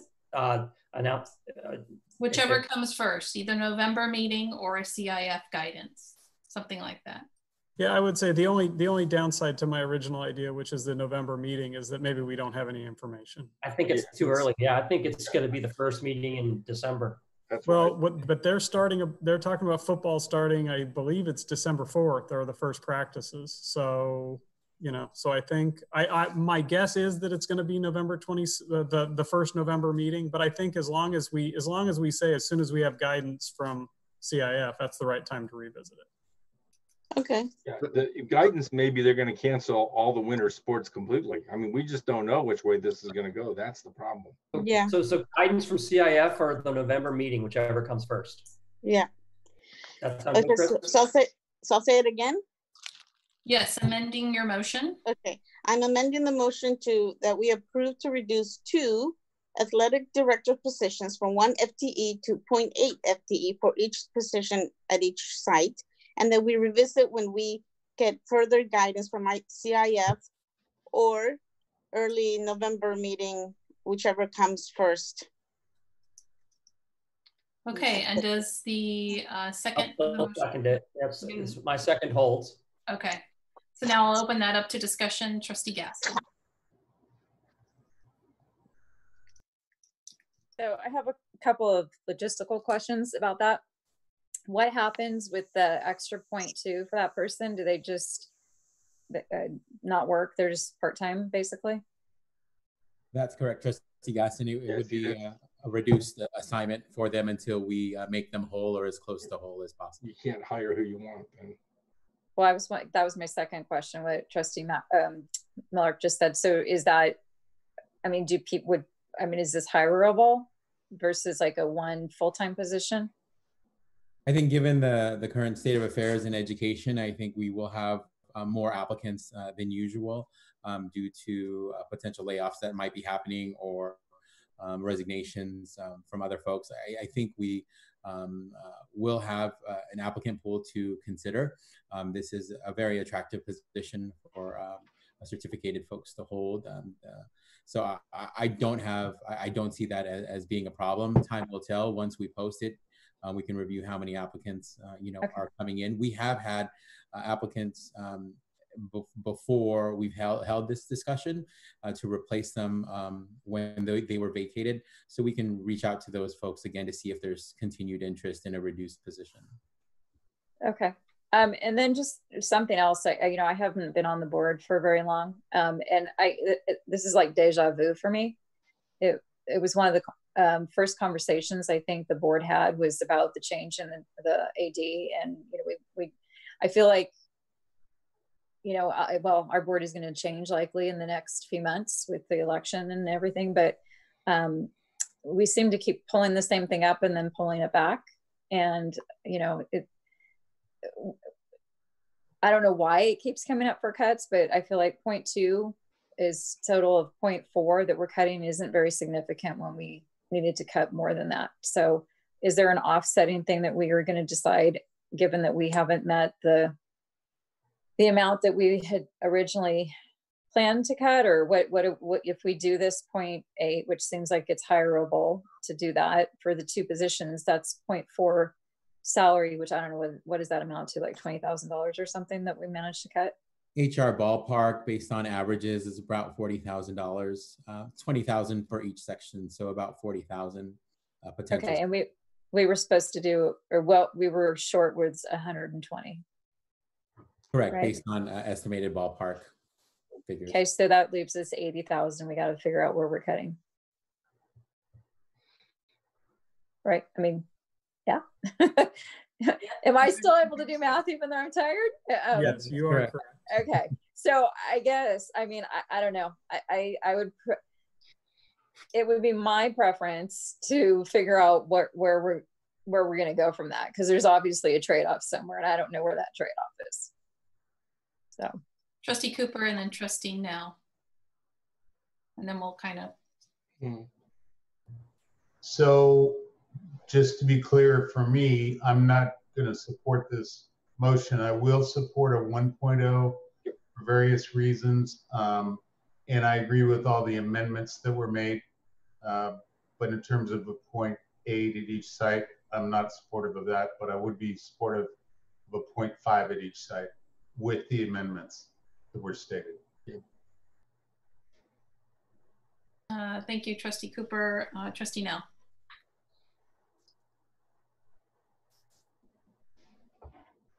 You're muted. Oh, there you go. Yeah, I know. Using my touch.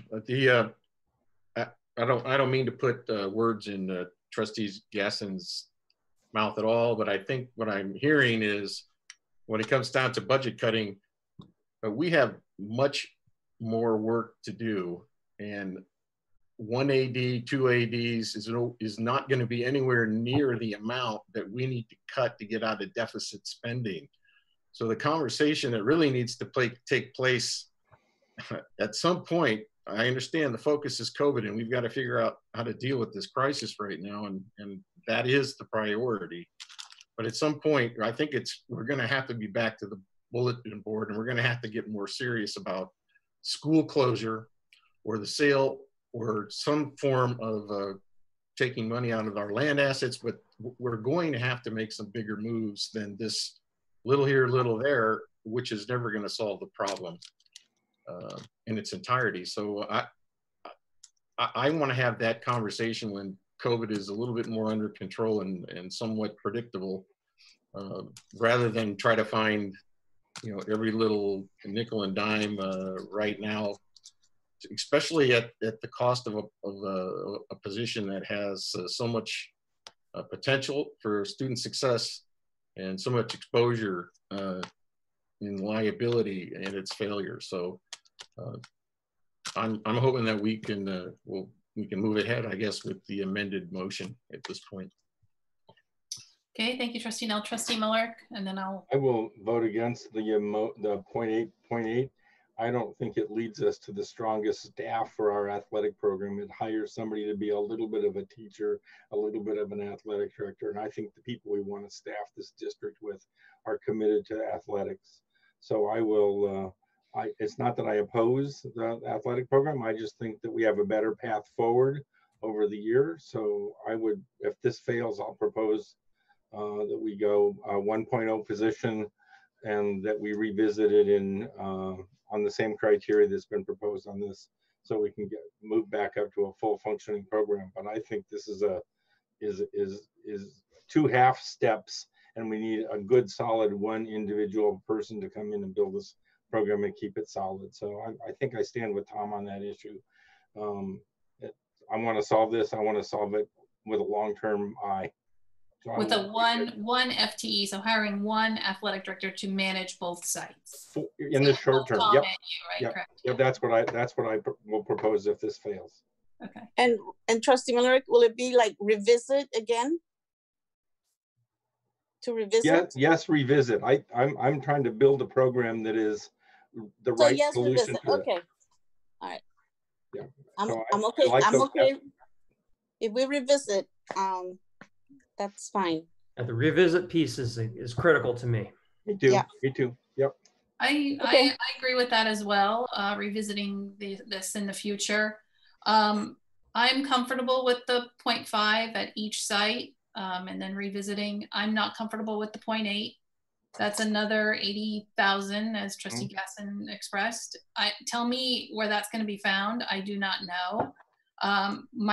Any little savings or any little costs that we need to find, I'd actually see what the site budgets are like, the site allocations, and see if they're willing to give up some funds, even if we end up at this 0.5, if the motion gets changed. The leftover amount that we still need to find, I would ask the sites to contribute that. Okay, so Trustee Aguila, are you willing to amend the motion? You expressed that a little bit, so I don't want to put words in your mouth. No, that's fine. Okay, so I recommend that we make the approval to reduce the 2 athletic directors. You just use the words amend your motion, amend your motion. Okay. I amend my motion to approve to reduce 2 athletic director positions from 1 FTE to 0.5 FTE for each position at each site. And we can revisit when we further have guidance from CIF or early November meeting, whichever comes first. Is that what Ross is saying? I don't. That's my question. Yeah, that's not what Ross is saying. I want one. I don't want 2.5s. I want one 2.0 that serves both campuses. So, but I think the cost is the same. I think it's a question of. You want to hire a 1 FTE. Yeah. And they're going to split their time, half their time at San Marin and half their time at Novato High. But dedicated to a dedicated athletics. Right. And in the short run, that report to Chris or Amy or some district office person who can mitigate the two high school principals fighting over this person. That temporary solution sounds better to me than 5 and 5 at each site. I'm just going to ask the superintendent if he's got a preference one way or the other. It's the same dollar amount, I assume, or near. So can we just make sure the second of the motion is okay?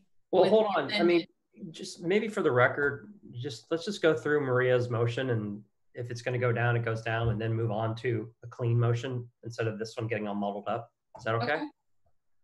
Is that okay, We're Maria? halfway through remodeling it, so whatever you want to do. Yeah, I mean, can we just formalize the vote on this point 8.8? It's point of order. Well, no, because we've already amended it and it's already been approved. So I want the author can withdraw and offer an entire new amendment. I mean, if I understand it gets for building a Rube Goldberg contraption here, so that there would be nothing wrong with withdrawing the whole motion. Withdrawing the original one and starting over again. Maria, it's your call. That's fine. I can re-say it. I can amend. So I think why don't we, Maria, would you be okay with withdrawing that motion and starting over? Sure. Okay, and so Ross, I just want to make sure that this is right. So it's 0.5, not at each site. It's 1.0. It's 1.0 across both sites. Okay. At each both sites. Yeah. Okay. Okay. All right. So so I'm removing my motion, and I recommend that we approve to reduce 2 athletic directors positions from one FTE to 1.0 FTE for combined for each combined at 2 sites, and that we revisit when we get further CIA guidance or early November meeting, whichever comes first. So those should be 2 different steps, shouldn't they? The withdrawal and then a new motion. Yes. Yeah. So we dropped. So that was. She withdrawed her motion. And I would be thrilled if Marie would make the motion if she's prepared to. I think she did. That was her motion. She said she withdrawed it, and then she reiterated what the new motion was. Yep. I think we got that. Ellen, if you could just pop up and just say, help with that a little bit. I'll second the. I got it. Yeah. All right. So do you want me to speak to the withdrawal or the second one? So no, the second one, not the withdrawal. I've got all that captured, don't worry. The second one, Trustee Aguirre made a motion to staff both high schools with a 1.0 FTE athletic director to support both sites, with the understanding that the Board of Trustees will revisit the discussion to return to 1.0 FTE athletic directors at both high schools when CIF provides further guidance, or the November 3rd, 2020 regular board meeting, whichever comes first. Okay. My only comment is to make sure the word combined is up there at the front of the sentence, so it's clear that it's 1.0 serving both schools, not 1.0 each. Just to make sure it's you can't read it incorrectly. Yeah. Let me read it again. Trustee Aguirre made a motion to staff both high schools with a combined 1.0 FTE athletic director to support both sites. Yeah. Okay. Sounds good. All right. So we have a motion by Trustee Aguirre. We had a second by somebody, Greg, right? I seconded it. Derek is seconding that motion. I'll just say this. I understand the idea here. I understand the idea of kind of decelerating a little bit, saving some money in the meantime, and then ramping up when we need it. I get it. It's been made crystal clear to me by both sides. They do not like the idea of sharing an AD. But I'm somewhat heartened by the fact that this is temporary, that we're going to revisit this, and that when we revisit this, I think it's absolutely critical that we go back to site-based staff for this. I agree. Especially when live stuff is going on, you need to have somebody on campus who's ready to, run from the basketball court to the soccer field because something happened, as opposed to having to drive across town. Yeah. Agree. Yeah, I agree with that. And it's not just the boosters are saying this. It's not. No. It's what you need for the kids. This Yeah, is a that program is also the requirement. principals. The principals are totally against this as well. And, Yeah. yeah, the So- principals work for us, but the kids are I our know. customers. They need to be served. I just want you guys to be aware of the concern that there is about this. That's And- understood. And Yeah, it's Reiterate the understood. need to revisit. We have to revisit this. Mhm. And well, that's in the motion. That's in the, Yeah, where direction to staff includes that. I'm just being a broken record. I think this is a good compromise, though. I think we all get it. Yeah. And Ellen, I didn't hear the second half of the revisiting part of the motion. Can you just for clarity again for me, could you read the whole thing? Yeah, no, of course. I think I sped through that. At both sites, with the understanding that the Board of Trustees will revisit the discussion to return to 1.0 FTE athletic directors at both high schools when CIF provides further guidance, or the November 3rd, 2020 regular board meeting, whichever comes first. Okay. Yeah. Thank you. All right, so the motion, we've heard it several times. Yep. All those in favor? Oh, I'm a very reluctant yes. Okay, Hey, 7-0. a 7-0 board on something as important as this, I really appreciate, Greg. I think it's, Yeah. Well, Ross, and I'll say this: I really appreciate your candor and acknowledgement of the importance of this. I think I've seen the other side of the coin, and it's pretty ugly. Yeah. I wish we spent this much time on academics. Me too. Mhm. Student achievement, Yeah. instructional strategies. All right. And I know athletics is important. It's a huge part of a student's experience, and we all understand that. All right, let's move on board. We have our next item, and then we still have our consent items that we pulled. So we're not done after this next one. More athletics. Moving on to 12B, approval of the This is the sports fields facilities project discussion. at You're Santa a glutton for punishment. Oh God, here comes Woolard. Be careful, man. Every time he walks in, he's just got to spend money. Walking checkbook, that's what they call me. Is that a navigation station on your wall with a Yes. navigator's balls and a Flinders rod and all that? That is an Adelaide, yes. That's cool. That was my going away present. He's a coastie. Speaking of which, That's cool. tidbit for y'all today.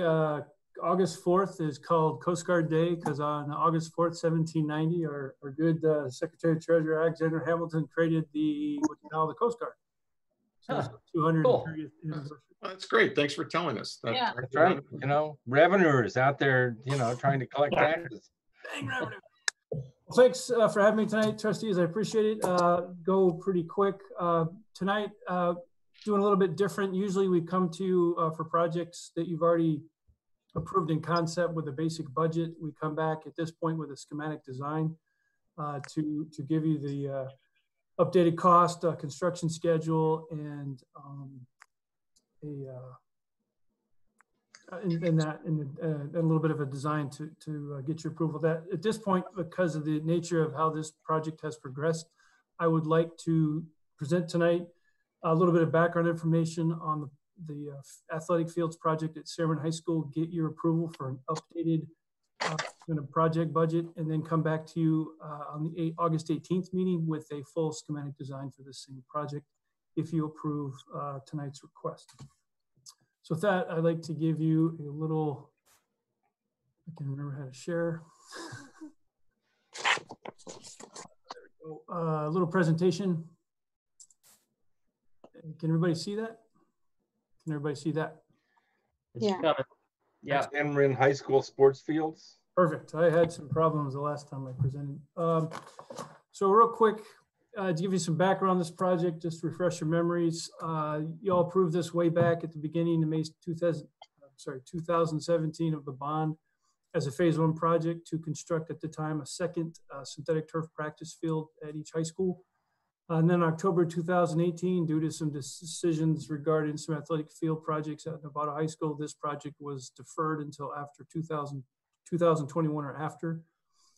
Fast forward to this past January, was now then approved as a phase 2 project under the high school allocation with a $4 million budget. Wanted to point out that we came up with this $4 million amount based on the actual square foot cost we had encountered at the Nevada High School project. And this was now not just a second synthetic turf practice field, it was re-turfing synthetic turf, both the existing softball and baseball fields at San Marin High School. And moving forward into this past March, staff started looking into it with our Greystone West construction management firm folks to get a little bit better cost estimate. And we did some initial survey work at San Marin.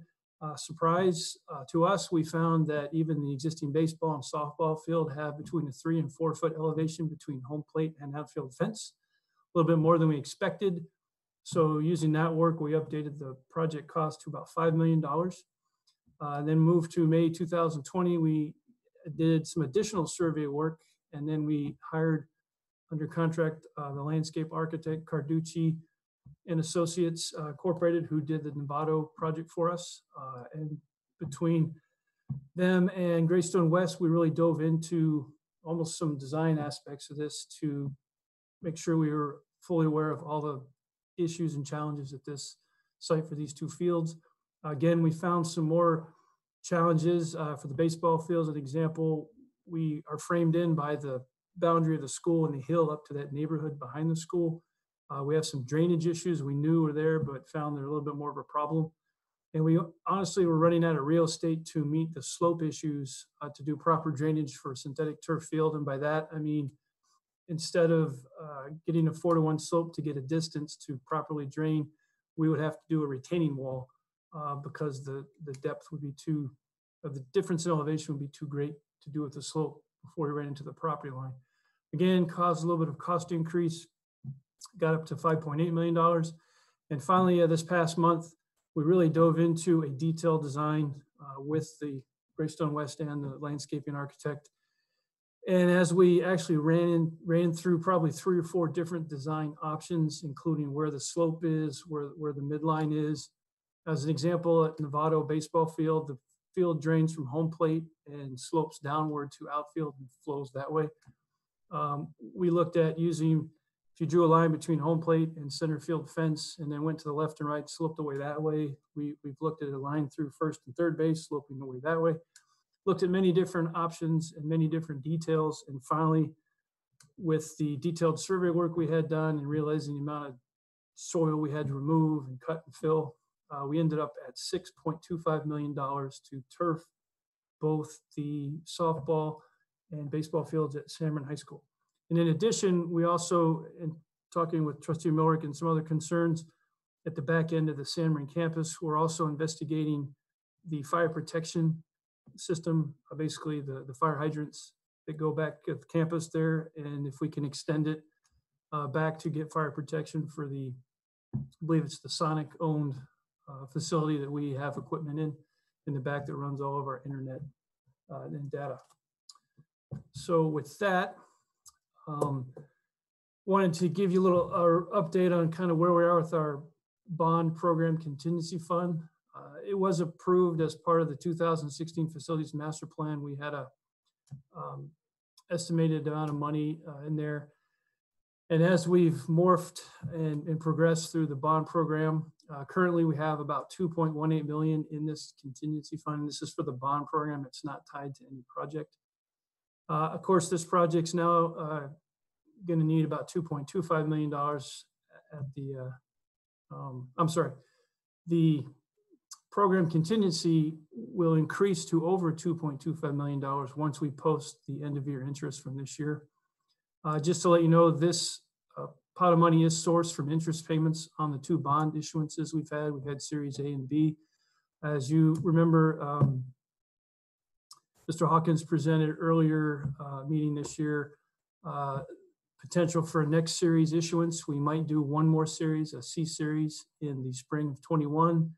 Depending on the economy, it might be 2, but we might be able to do it in one more issuance, in which case we'll draw more interest from that, which will increase the contingency fund as well.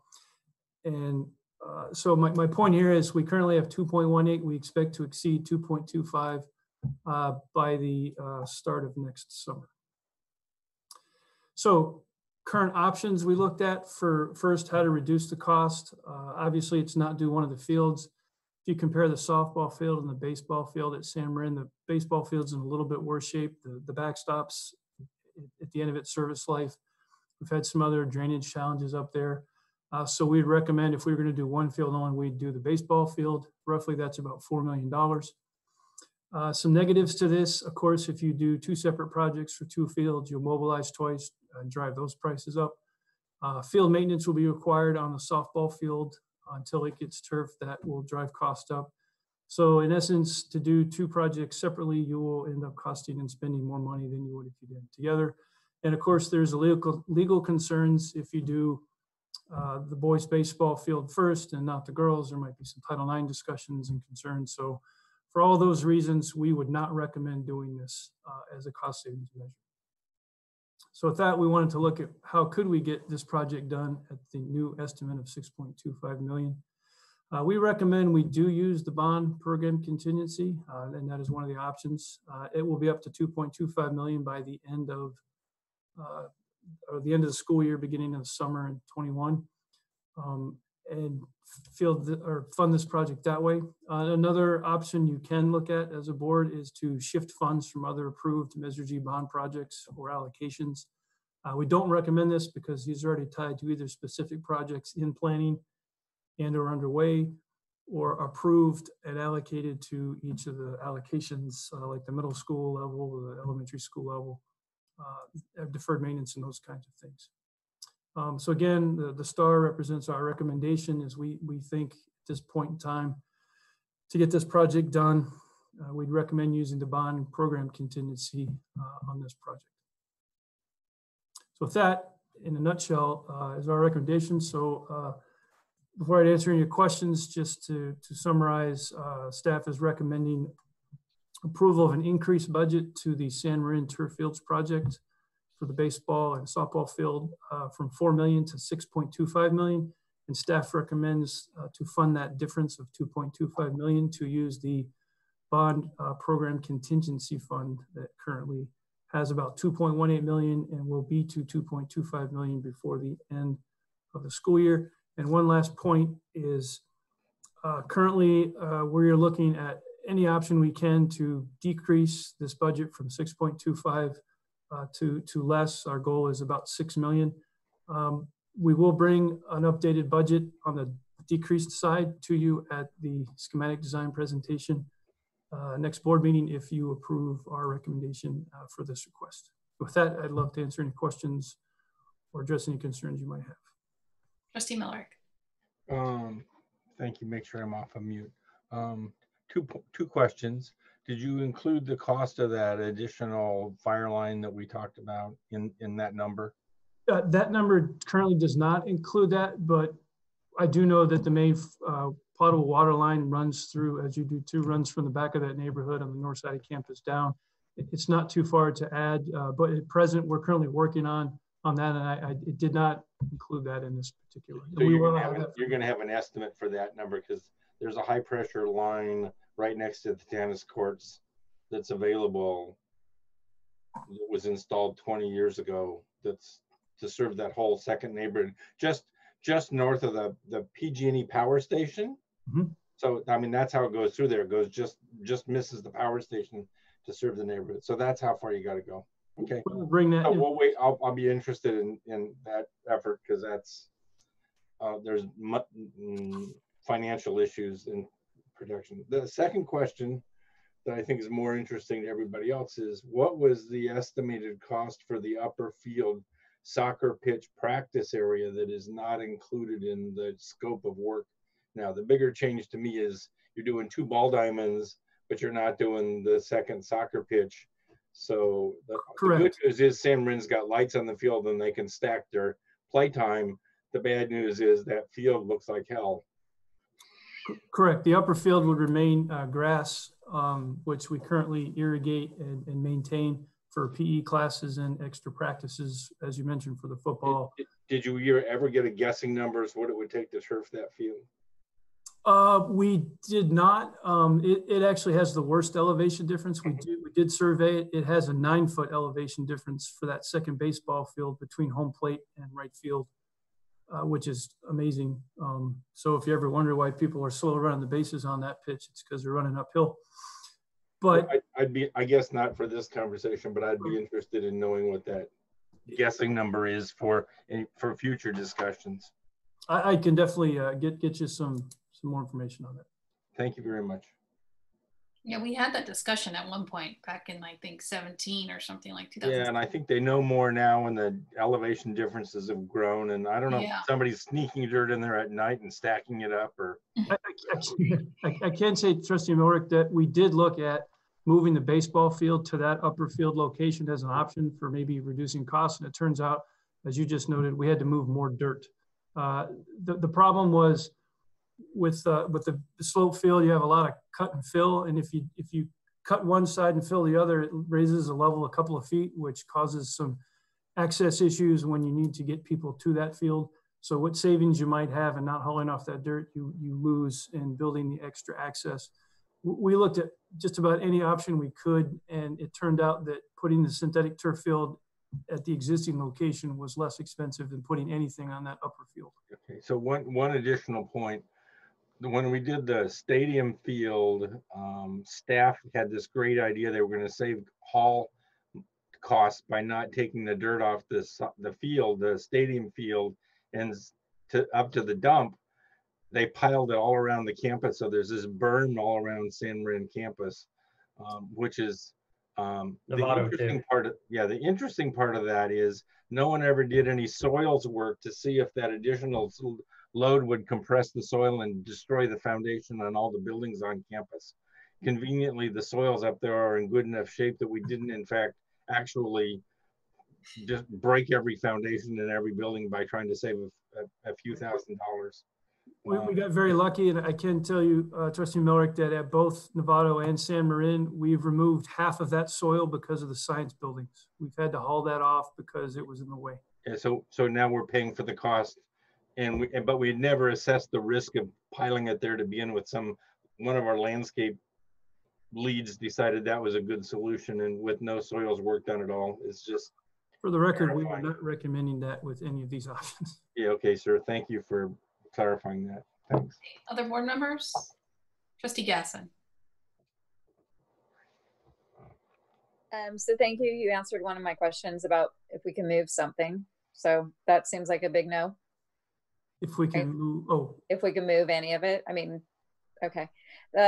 Also listening to you, and I'm definitely not into appreciating synthetic fields and all it entails to lay out, but a lot of what you were describing indicated that the drainage had to do with that. So what if we didn't do synthetic?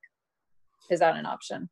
It is. If you don't do synthetic turf on either of the fields, you'll continue to have to deal with some drainage control. And by that, like on a rainy day, the field's closed. You can't use it. Usually up on the baseball field, it retains water a lot more than the softball field and is closed a lot longer. Usually with the end of the rainy season, it typically impacts the baseball season where they have to reschedule home games to away games because the field's unusable. Softball's experienced that, but to a lesser degree. And you just incur the normal maintenance cost of watering it, mowing it, pest control, weed control, infield control. It just adds up, and as we're in a sort of a decremental budget with the general fund and positions are really key. We've already lost some positions in maintenance, and it becomes harder and harder for us to properly maintain that field in a safe and playable condition for the students. Okay. My other, just more my thought process is on this, although I know I've heard from people speaking at other prior board meetings about the safety issues. So I do have issues around or concerns to make sure that we have a safe environment for kids to be playing and everything. So not, so I want to make sure that whatever we do addresses that, but I am having a really hard time with this huge increase. You know, I was totally good with 4 million, you know, I'm also a very conservative person just in general, financially. And so when I hear us say we're going to use the rest of our contingency, and we have these, you know, we just approved the Olive project, we've got these other projects on the horizon. I'm like, well, gosh, what if those start getting, you know, those haven't even got off the ground. What if those costs go, you know, go even higher? Those are critical buildings that we're looking at doing. And so I have a hard time saying, oh, let's go ahead and use the rest of our reserve or whatever. And not that it's not important, but, you know, fit what 60% increase on what we originally thought is kind of hard for me. Just to answer that concern, if I may, Trustee Essen, so the board has approved a separate pot of $3 million in the elementary school allocation to handle any contingency requirements for the Olive and Linwood projects. So they're covered. And we are also working on projects that we'll be bringing to you. We're currently in planning stages as we bring to the board for approval in general for the remaining bond funds. We are being very cautious and extra conservative on our contingency recommendations within those projects. So because we too are very concerned, if we use all the program contingency, how do we not put ourselves in a difficult situation? So we're trying to address that by using conservation methods of estimating for contingencies in individual projects as we bring them forward to the board. So when I was looking back, and I somehow misplaced it, the amount that you came up with, I presumed I did see the elementary contingency amount of 3 million, and I just assumed that it had translated into now being the 2.25. So where on that big old full sheet of the information that you had and breaking everything up, you just moved on. Oh, there you are. Where did that fall? Was it like, how was it highlighted in that laid out presentation you gave us on how the 212 million was being? So with the Linwood, so the elementary school allocation, you all approved the remainder, I think it was $24 million, right. And we identified about $21 million of specific projects between Linwood and Olive, $1 million for furniture. And then we had $3 million left over, and there was a little bit of discussion of what to do with that. In the end, the board decided to use that as construction contingency, for the Olive and Linwood projects. And then after those two projects are done, if there was money left over in there, we could discuss on what to do with that, if we give it back to the other elementary school sites, or if the board desired and we had a need, you could put it back into the program contingency. And that was separate from the program contingency we talked about, that I think initially was at 4 or 5 million, and over the projects we've had to dip into it, we're down to a little over 2 million. And as you mentioned, we would be using the remainder of this. Staff's recommendation to use the remainder of that program contingency to cover the difference of this specific project. So from that, so I recall the whole elementary thing really clear. So I guess my question then would be, what is outstanding that we could then end up over? I mean, I think the core concern I have is that's it. So is there nothing else, setting aside the budget for the amounts for elementary, and I know we have our deferred maintenance bucket, what else is there that could potentially need to be funded or to be made up? Because if we take this and commit to the, I mean, this could even go more than this, whatever, what is it, 6.25? So I don't know. I'm just trying to. I think I understand so the remaining allocation of money is at the middle school level, and it's $16 million. And we'll be bringing that back to the board with specific projects to request approval of those projects for that allocation of 16 million. So right now, the only unapproved allocation of money remaining in the bond is that 16 million that you have approved for allocation at the middle school level, but it is not earmarked for specific projects as of yet. And then, like you mentioned, the deferred maintenance, it's a big target and big chunk. It's $44 million. But I can provide you, if the board wanted, a detailed list of each school site and what particular project and when over the next 9 years we would what work we'd be doing at each school site. But I think to answer what I hear is your question is, what other sources would we have to use this contingency if anything else ran over? And that's about the only remaining funds we have. And I'll look at Yancy if I've missed anything on that particular topic. No, I think, Mike, you did a great job of describing that. I think to Trustee Gasson's point, though, this does take away a little bit of our safety net.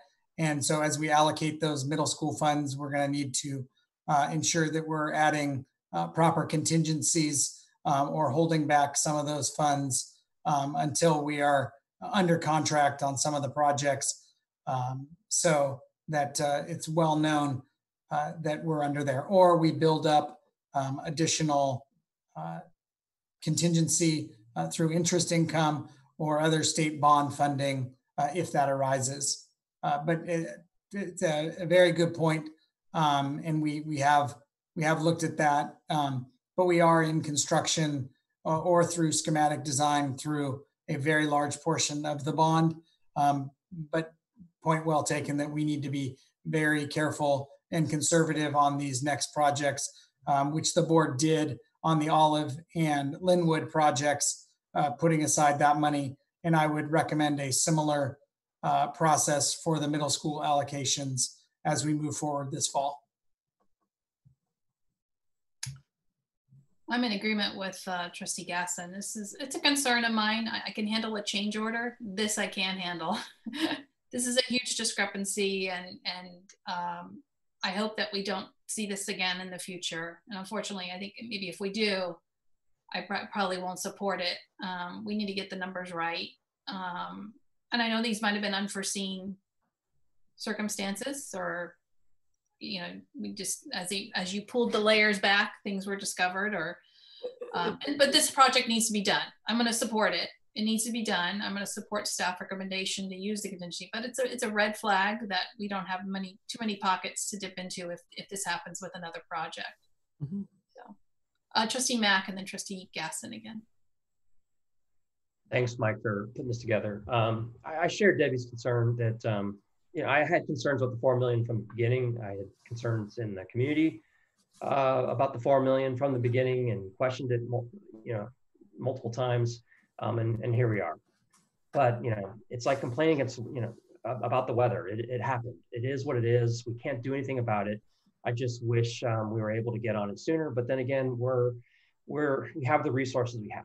So it is once again, it is what it is. So I'm willing to move forward with this. I think we have to, just by virtue of where we are.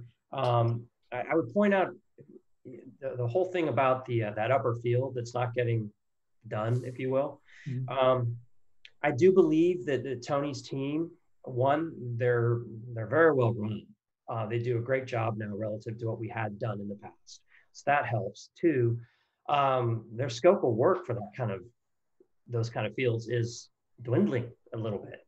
So they hopefully can spend more time eradicating the pests and mowing it and just keeping it up. And so that, while it is a grass field, it does require maintenance, it'll be easier for us to do it. We'll have the bandwidth to do it, is I guess the best way to put it.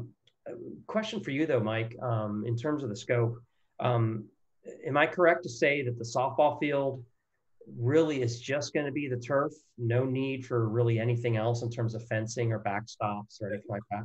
Great question. And actually it's not quite like Nevada, where we completely demolished the existing and moved it and built from scratch a brand new thing. So on the existing softball field at Sam Rin, we would replace the dugouts. I believe the backstop fence would stay and their batting cage would stay, but everything else would be replaced, including a new 8-foot fence perimeter around the field. And actually that'd go for the baseball field as well. It would get obviously a new backstop, new dugouts, no new batting cage for the baseball field as well. That has one that rivals most colleges. Yeah. But we would have new bullpens because DSA code requirements for accessibility to those sports fields have changed since both of these were initially constructed. And will those bullpens be like Novato off the field, or because currently they're on the field? They would be, yeah, I guess, I'm sorry, at San Marin, their bullpen is currently the outfield or to the side of the field, but kind of unsafe. It would be just like Novato's, where we would have the bullpen for the visitors next to the visitor dugout, and then the home dugout would have its bullpen next to that dugout, accessible through the dugout, so you don't have to go onto the field until you're called in to relieve somebody. Right, and I'm sure you'll work with the site folks like you did at Novato to Yes. work out the details. One question that did come up was whether or not, instead of doing a full steel mesh backstop and maybe doing a net backstop, that might be That's an option we could look at. Obviously, if it's a cost savings measure, I don't know if anybody's been to the Marin Catholic baseball field recently. They updated their backstop to a complete netting system that's very safe and DSA compliant as well. So definitely we'll look at those options as we get into more detailed design. Want things safe first and foremost, and then of course, if we can save some money, we'd look at alternative construction methods. Right, and just to be clear about contingency, every one of our projects has contingency built into it, correct? Correct. And I'm sorry, continue, please. Oh, okay. And this 2.25 million doesn't touch the contingency in any of those other projects. It's more of a central contingency based on projects that came in under budget, interest payments, et cetera. Correct. The program contingency is an overall non-project specific pot of money we set aside for various reasons that you just mentioned. But every project that we do bring to you does have usually between 8 and 10% contingency amounts based on the project cost, construction cost, that's built into the project budget. Most projects unless we have some unforeseen circumstances, for example, the crazy water issues we found at Novato campus for the Center for the Sciences and Center for the Arts ate into a lot of our built-in project contingency to the point where we had to come and get a little bit more from the program contingency to make those projects keep going. Got it. Okay, thank you. Trustee Gasson and then Trustee Miller. So is there any way, I mean, I get we have these different categories, the elementary bucket, the middle school and everything, but is there any way that we can, I mean, why do we have to make this decision right now? Can we wait until those other projects kind of get laid out? I mean, I just envision that, you know, we just stumbled on this issue with drainage. And so let's say Sinaloa, I forget even what, oh, they're getting a new kitchen. What if there's like a structural defect that, you know, is going to cost their, you know, projected expense, or we're 2 million short and being able to do a really good job at getting them, you know, redesign, or we start breaking ground over at Olive and there's a, I don't know, a rare flower that we can't touch, you know, I just like, sure. I just feel like, do we have to do this right now? Can we kind of get those big projects a little bit established and make sure that they're going to fall within the dollar amounts that we're presuming? That is always an option. The reason we're coming to you now is we were planning to construct this over the summer of 2021, as previously sort of directed by the board when we made the decision to push this project from a phase 1 to a phase 2. And yes, as Yancy spoke about earlier, we are a little bit out of our safety and comfort zone if we use all the program contingency for this particular project. But I did want to mention that as other projects complete and we're starting to get to the end of some of those big projects, any leftover funds in those projects will go back into this program contingency. And it might not be at the $1 million or $2 million level, but every little bit helps. And as we do finish these projects, that's very normal in this type of a large program. So that as you come over on some, you go on others, and instead of going back to, like say the elementary allocation, we would say if those 2 projects finish and we have construction contingency that was in the project fund, we could put it back into the program contingency. If that makes sense, to keep building up the program contingency as we go. As another. Yancy, can you talk a little bit about how you see that contingency fund growing over time simply due to the interest from selling future bonds, and what the timeline might look like for that? Yeah, absolutely. So we still have a considerable amount of the Series B issuance. We are still earning interest. We keep our money in the county treasury, and that it earns interests at anywhere from 1% to 2% right now. And we are projecting an issuance in the spring of 2021, somewhere in the 60 to $100 million range. And so just looking at that annually, you can probably project approximately $1 million, you know, $500,000 to $1.5 million a year in interest on that. And as Director Woolard noted, that we do, on most projects, we see at the end of the projects a little bit of savings coming out. And we're finishing a lot of large projects over the next year or so. So I do expect there to be savings that we would recommend move into the program contingency. So yes, this project would use up the remainder, but I do expect over the next year to 2 years for that program contingency to grow. I also expect Mike and Melissa and their team are doing everything they can at the state level to maximize any state bond funding that may come available. And that would obviously be put into that contingency as well. We're not going to plan for that in terms of relying on it, but we are going to plan for it in terms of ensuring that all of our paperwork is in at that level, and we will receive some funding. The question is timing on that. Will it be 2 years, 4 years, or 8 years on that funding? But I do expect that we have, you know, approved projects in at the state level, that when there is state bond funding, we will be right there first in line to get that funding as well.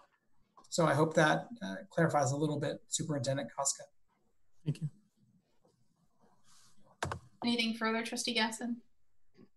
I'm going to go to Trustee Miller. Thank you,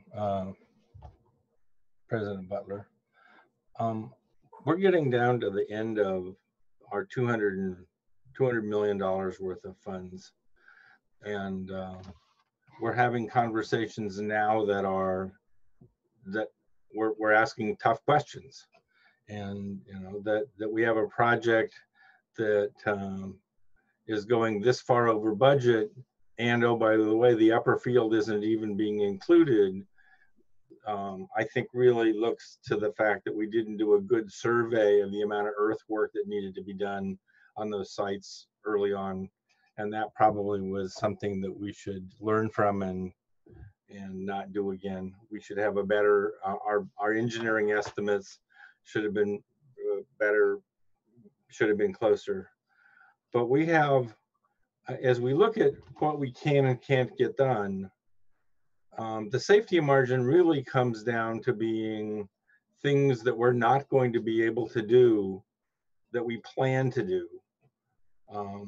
And so the things that we haven't done, and Mike, you're going to come up with a better list than I am, because some of this is from memory and it's not great memory, but things like returfing the Sinaloa field is not going to happen. That's done. We're never going to, this bond measure will never support that. Returfing the San Jose Middle School field is never going to happen. I mean, we'd be lucky to be able to, with Tony Albini's involvement, strip it down and put gopher wire in and then reseed over the top of it and maybe do some kind of water maintained sod remediation that gets rid of the trip hazards that we've had on those playing fields, because the reality is they're not safe. The rodent population in Nevada is such that those fields you end up with a twisted ankle or a broken ankle. So there's certainly work left for us to do. The kitchen at Sinaloa may end up being something that we don't do. What we decided as a board to do a month ago is to take the two oldest elementary schools, Linwood and Olive, and invest $12 million on each of those two campuses, more or less, and bring them up to a level of finish and structure and plumbing and electrical that brings them up to a modern standard. So when I look at this, I go, well, what's I use the word technical debt, stuff that I wish we could fix that we can't, that we've had to live with. All of this campus, overheated, air conditioning. We still have 3 elementary schools that I believe need air conditioning that we haven't budgeted this project. I think they're scheduled. So every school have air conditioning. Compared to where we were 10 years ago or 20 years ago, the physical plant that we use to educate the students of Novato is significantly better. We had buildings falling down. San Ramon Elementary got condemned. San Marin luckily didn't get condemned, but the roof structures had basically failed. And you can go out and see. If you can't see it, I'll go out and walk you around and show you where the failures were. But we're not in that. The roof at San Jose Middle School, it was full of dry rot because the roof had failed and they didn't fix it. And so everything got soaking wet and the joists had to be replaced. We're way better than that. So we have some safety margin underneath us.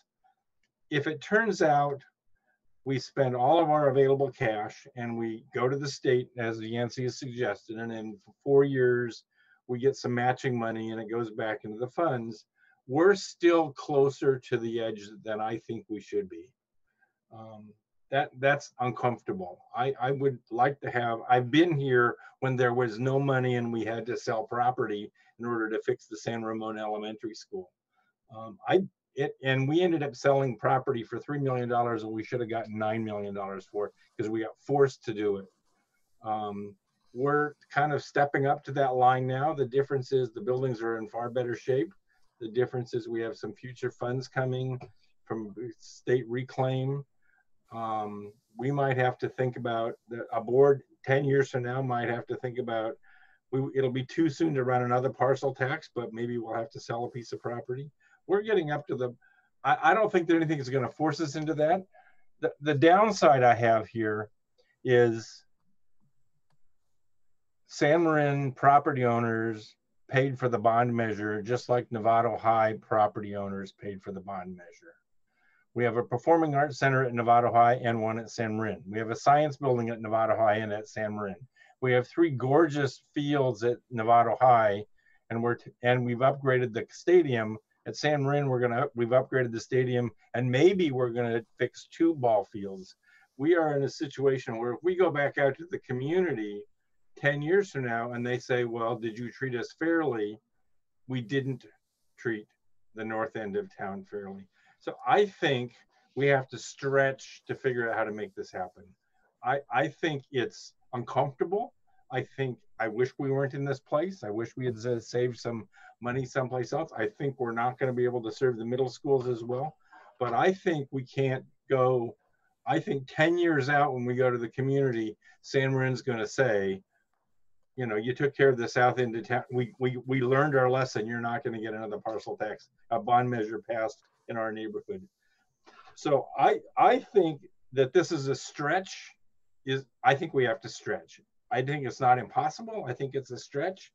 I hate the fact that we're this much off the original budget and we didn't plan 5 years ago because we knew this cost was coming. I'm disappointed that something as easy to measure as the elevation of a pile of dirt, we didn't go measure. That to me is a big, that's just a miss. But I think we're in a position to effectively serve our community. This school board has to reasonably facilitate both ends of town. As much as I hate these numbers, I'll vote to support these 2 fields. What I really hate is we have a practice field that is not going to be available in any kind of good condition, and we're going to rely on our maintenance department to keep the pumps running and do extra work and allocate the time with a smaller and smaller staff. But I think we've boxed ourselves into a corner. At least I feel boxed into a corner. I don't like that. But this evening, I will, if there's a motion, I will support moving forward in these 2 fields.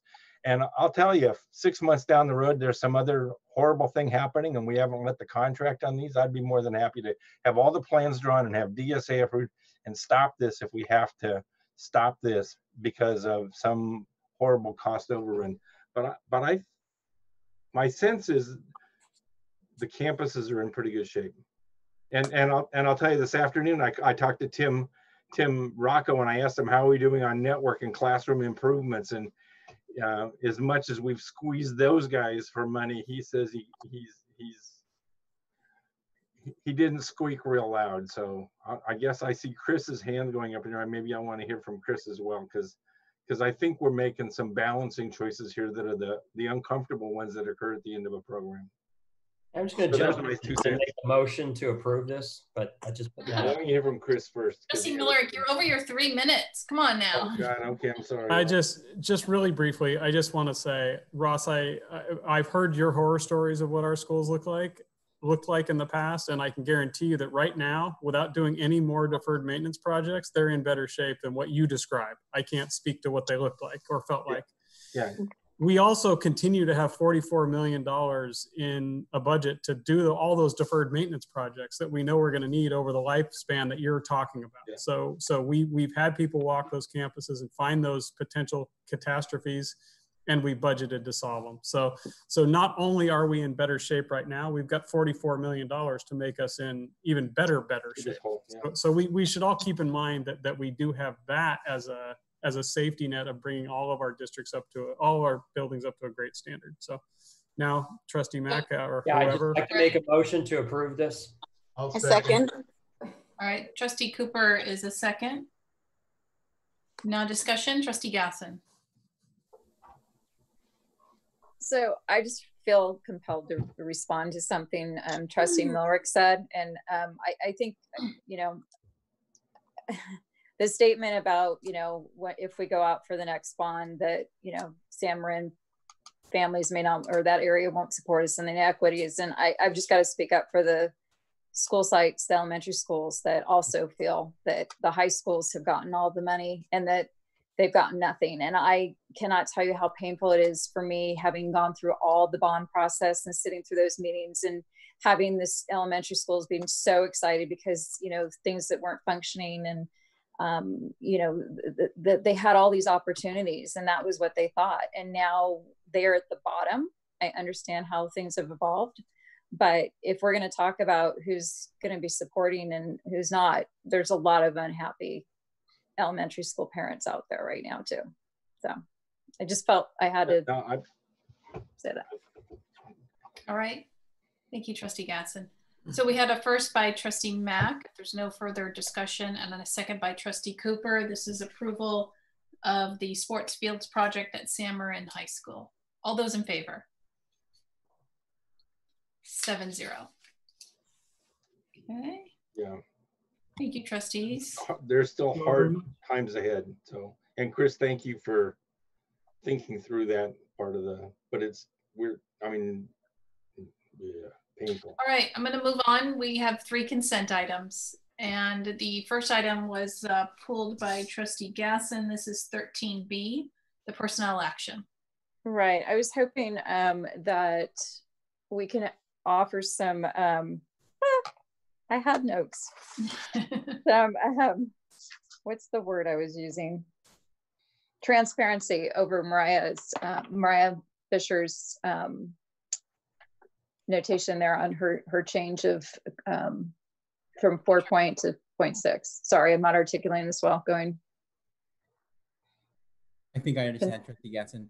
So NFT reimburses us for the salary costs for the NFT president role.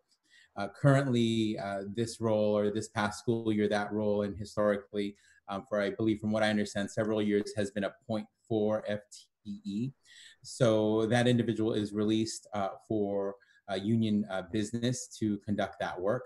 And then NFT reimburses us at the end of the year for that amount of FTE.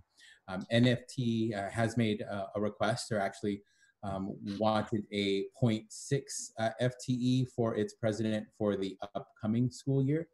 So this change notes that the individual is going from a 0.4 NFT president to a 0.6 NFT president, which basically means that NFT will reimburse the district 0.6 FTE costs for that role instead of 0.4.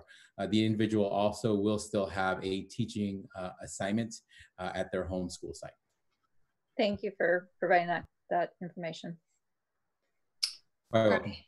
If there's no further questions, discussion, you want to go ahead and make a motion to approve this, Trustee Gasson?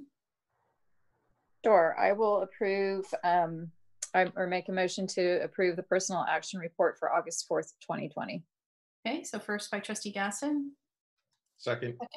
Thank you. Trustee Nell is our second. All those in favor? 7-0. I pulled the following item, 13C. This is the where we're purchasing giving authority for the purchase of devices and PPE equipment. I just wanted to bring this to light, little transparency for our community. This is an important piece in our remote learning, our VLA Academy. And just if Yancey could speak to that a little bit, I'd appreciate it. Absolutely. I'll try to be relatively brief with also giving the information needed. There's really 2 points to this. The first is a process question. Usually we bring large purchases to the board for approval. We are asking for the authority for the superintendent for you to delegate your authority to the superintendent due to timing on these issues. Given VLA and the governor's order around remote learning and the changing situations around PPE needs and safety needs, we are asking for the authority of the superintendent or designee to purchase required items. The two main categories to get into, the first and the largest is technology. What we're looking at here is primarily K2 technology. We're very lucky that the voters of Novato approved the 1-to-1 in 3 through 12 through Measure G, which we continue to use Chromebooks. But for K2, we need to have an option for that. We need to have a solution for that. Early in July, we were looking at really only the VLA students, K2, that's around 300 students, around solutions for that. The governor in late July, when he noted that remote learning would be going on at the beginning of the year, a much larger need came about. Staff is recommending that we purchase or reallocate 1,600 devices, K2. Those would be second grade looking at Chromebooks and TK1 looking at iPads. To be clear, this is COVID related and is not looking for a continuing this on after this year. And those iPads and other technology would be allocated to our campuses after the COVID crisis is over. That is approximately 400,000. Additionally, as we continue to get guidance around safety needs, we have needs around plexiglass barriers or barriers, as well as additional equipment such as air filters and other safety equipment that we're buying. And given the need to act quickly, we put that as an addition to this, even though they don't necessarily go together as operational items, they go together as COVID related needs. So with that, I wanted to shoot it over real quickly to Amy or Jen, who can tell the real reason that all of this is important to the kids. You know, you did a pretty good job there, Yancey, and I just underscore that before I pass it off to Jen, that we really don't think that online learning is the future for our TK students, you know, to second grade students. This is really about establishing consistency and making sure that they get that important face time with our incredible Novato educators and making sure that we're offering something that is significantly more robust than what we offered in the spring.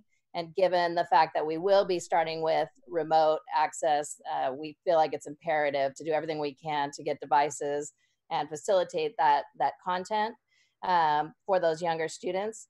After the pandemic is behind us, those iPads will be redeployed to our schools, where they'll replace some of the iPads that have been aged out, that have been paid for through a lot of our PTSAs, and we'll make sure that they're a boon to the system going forward. But this is really a one-time fix to ensure consistency and quality for our TK2 students during remote learning.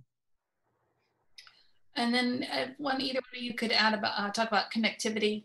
That, you know, here's your device, but we also make clear that we have each student has a capability of connecting. I'm happy to jump on that, and then Amy can correct all the mistakes I make. So we are working with all of our families to ensure connectivity. We partnered with the libraries, the Marin County libraries, to ensure that all of our students had connectivity.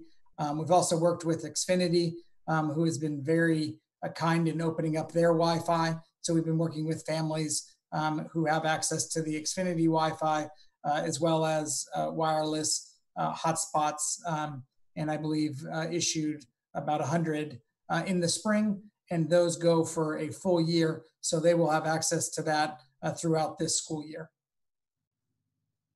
Okay, great, thank you. Trustee Gasson. All right, just a quick question. Since we're talking about these funds, how much money did we get for to cover COVID-related costs?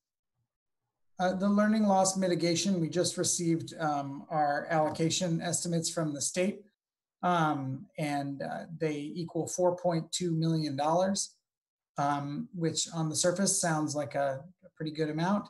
But when you look into all the additional costs, some of those significant ones being additional special education costs, specifically special education transportation costs, which we expect to potentially up to double. We have curriculum related for the VLA. We have professional development for our staff. We have other VLA, Virtual Learning Academy, expenditures. And so we're up against that. We also have significant numbers of positions that will have to be repurposed because of the layoff protections at the state level. Right. That was part of our budget balancing plan, was the repurposing of positions that, given the governor and the legislature's budget, were not allowed to be laid off under the layoff protections. Right. Okay. Well, thank you. Now I forgot what my other question was going to be when you said that. Sorry. I think it's late for me, but thank you for that information. I think maybe I was just thinking, is there going to be a summary at some point of what we were doing and all that? Oh, I know what it was. Is this funding the one that has a deadline of when we can spend it? It is. Okay. There are actually 3 deadlines included in those funding, depending on what the source is, but the majority of it, I would believe 3/4 of it, are required to be spent by at the end of this year. Right. Amy, I think if you could just note that we will be bringing that back, I believe, by the end of September.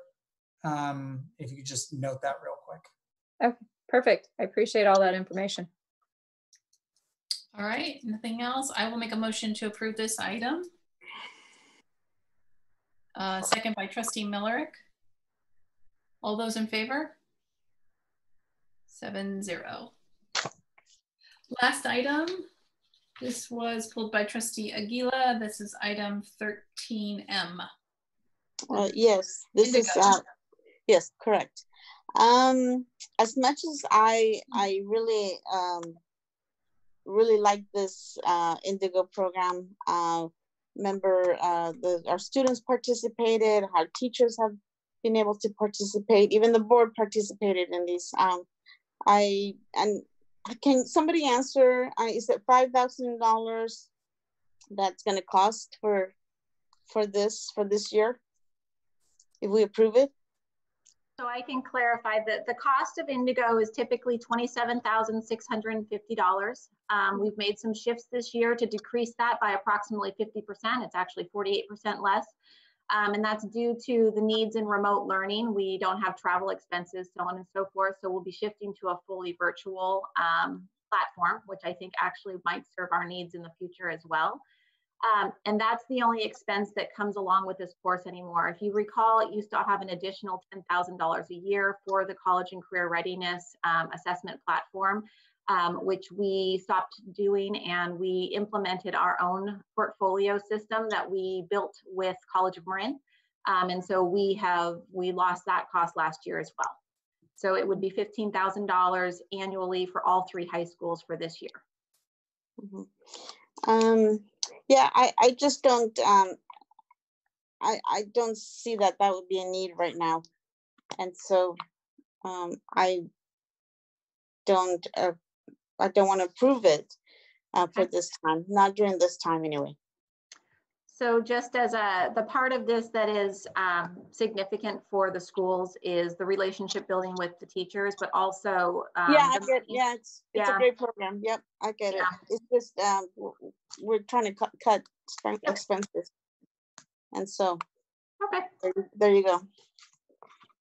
All right, board members, It might be appropriate for someone else to make a motion to approve item M on the consent agenda, giving Trustee Aguila an opportunity to oppose. So I'll move that we approve it.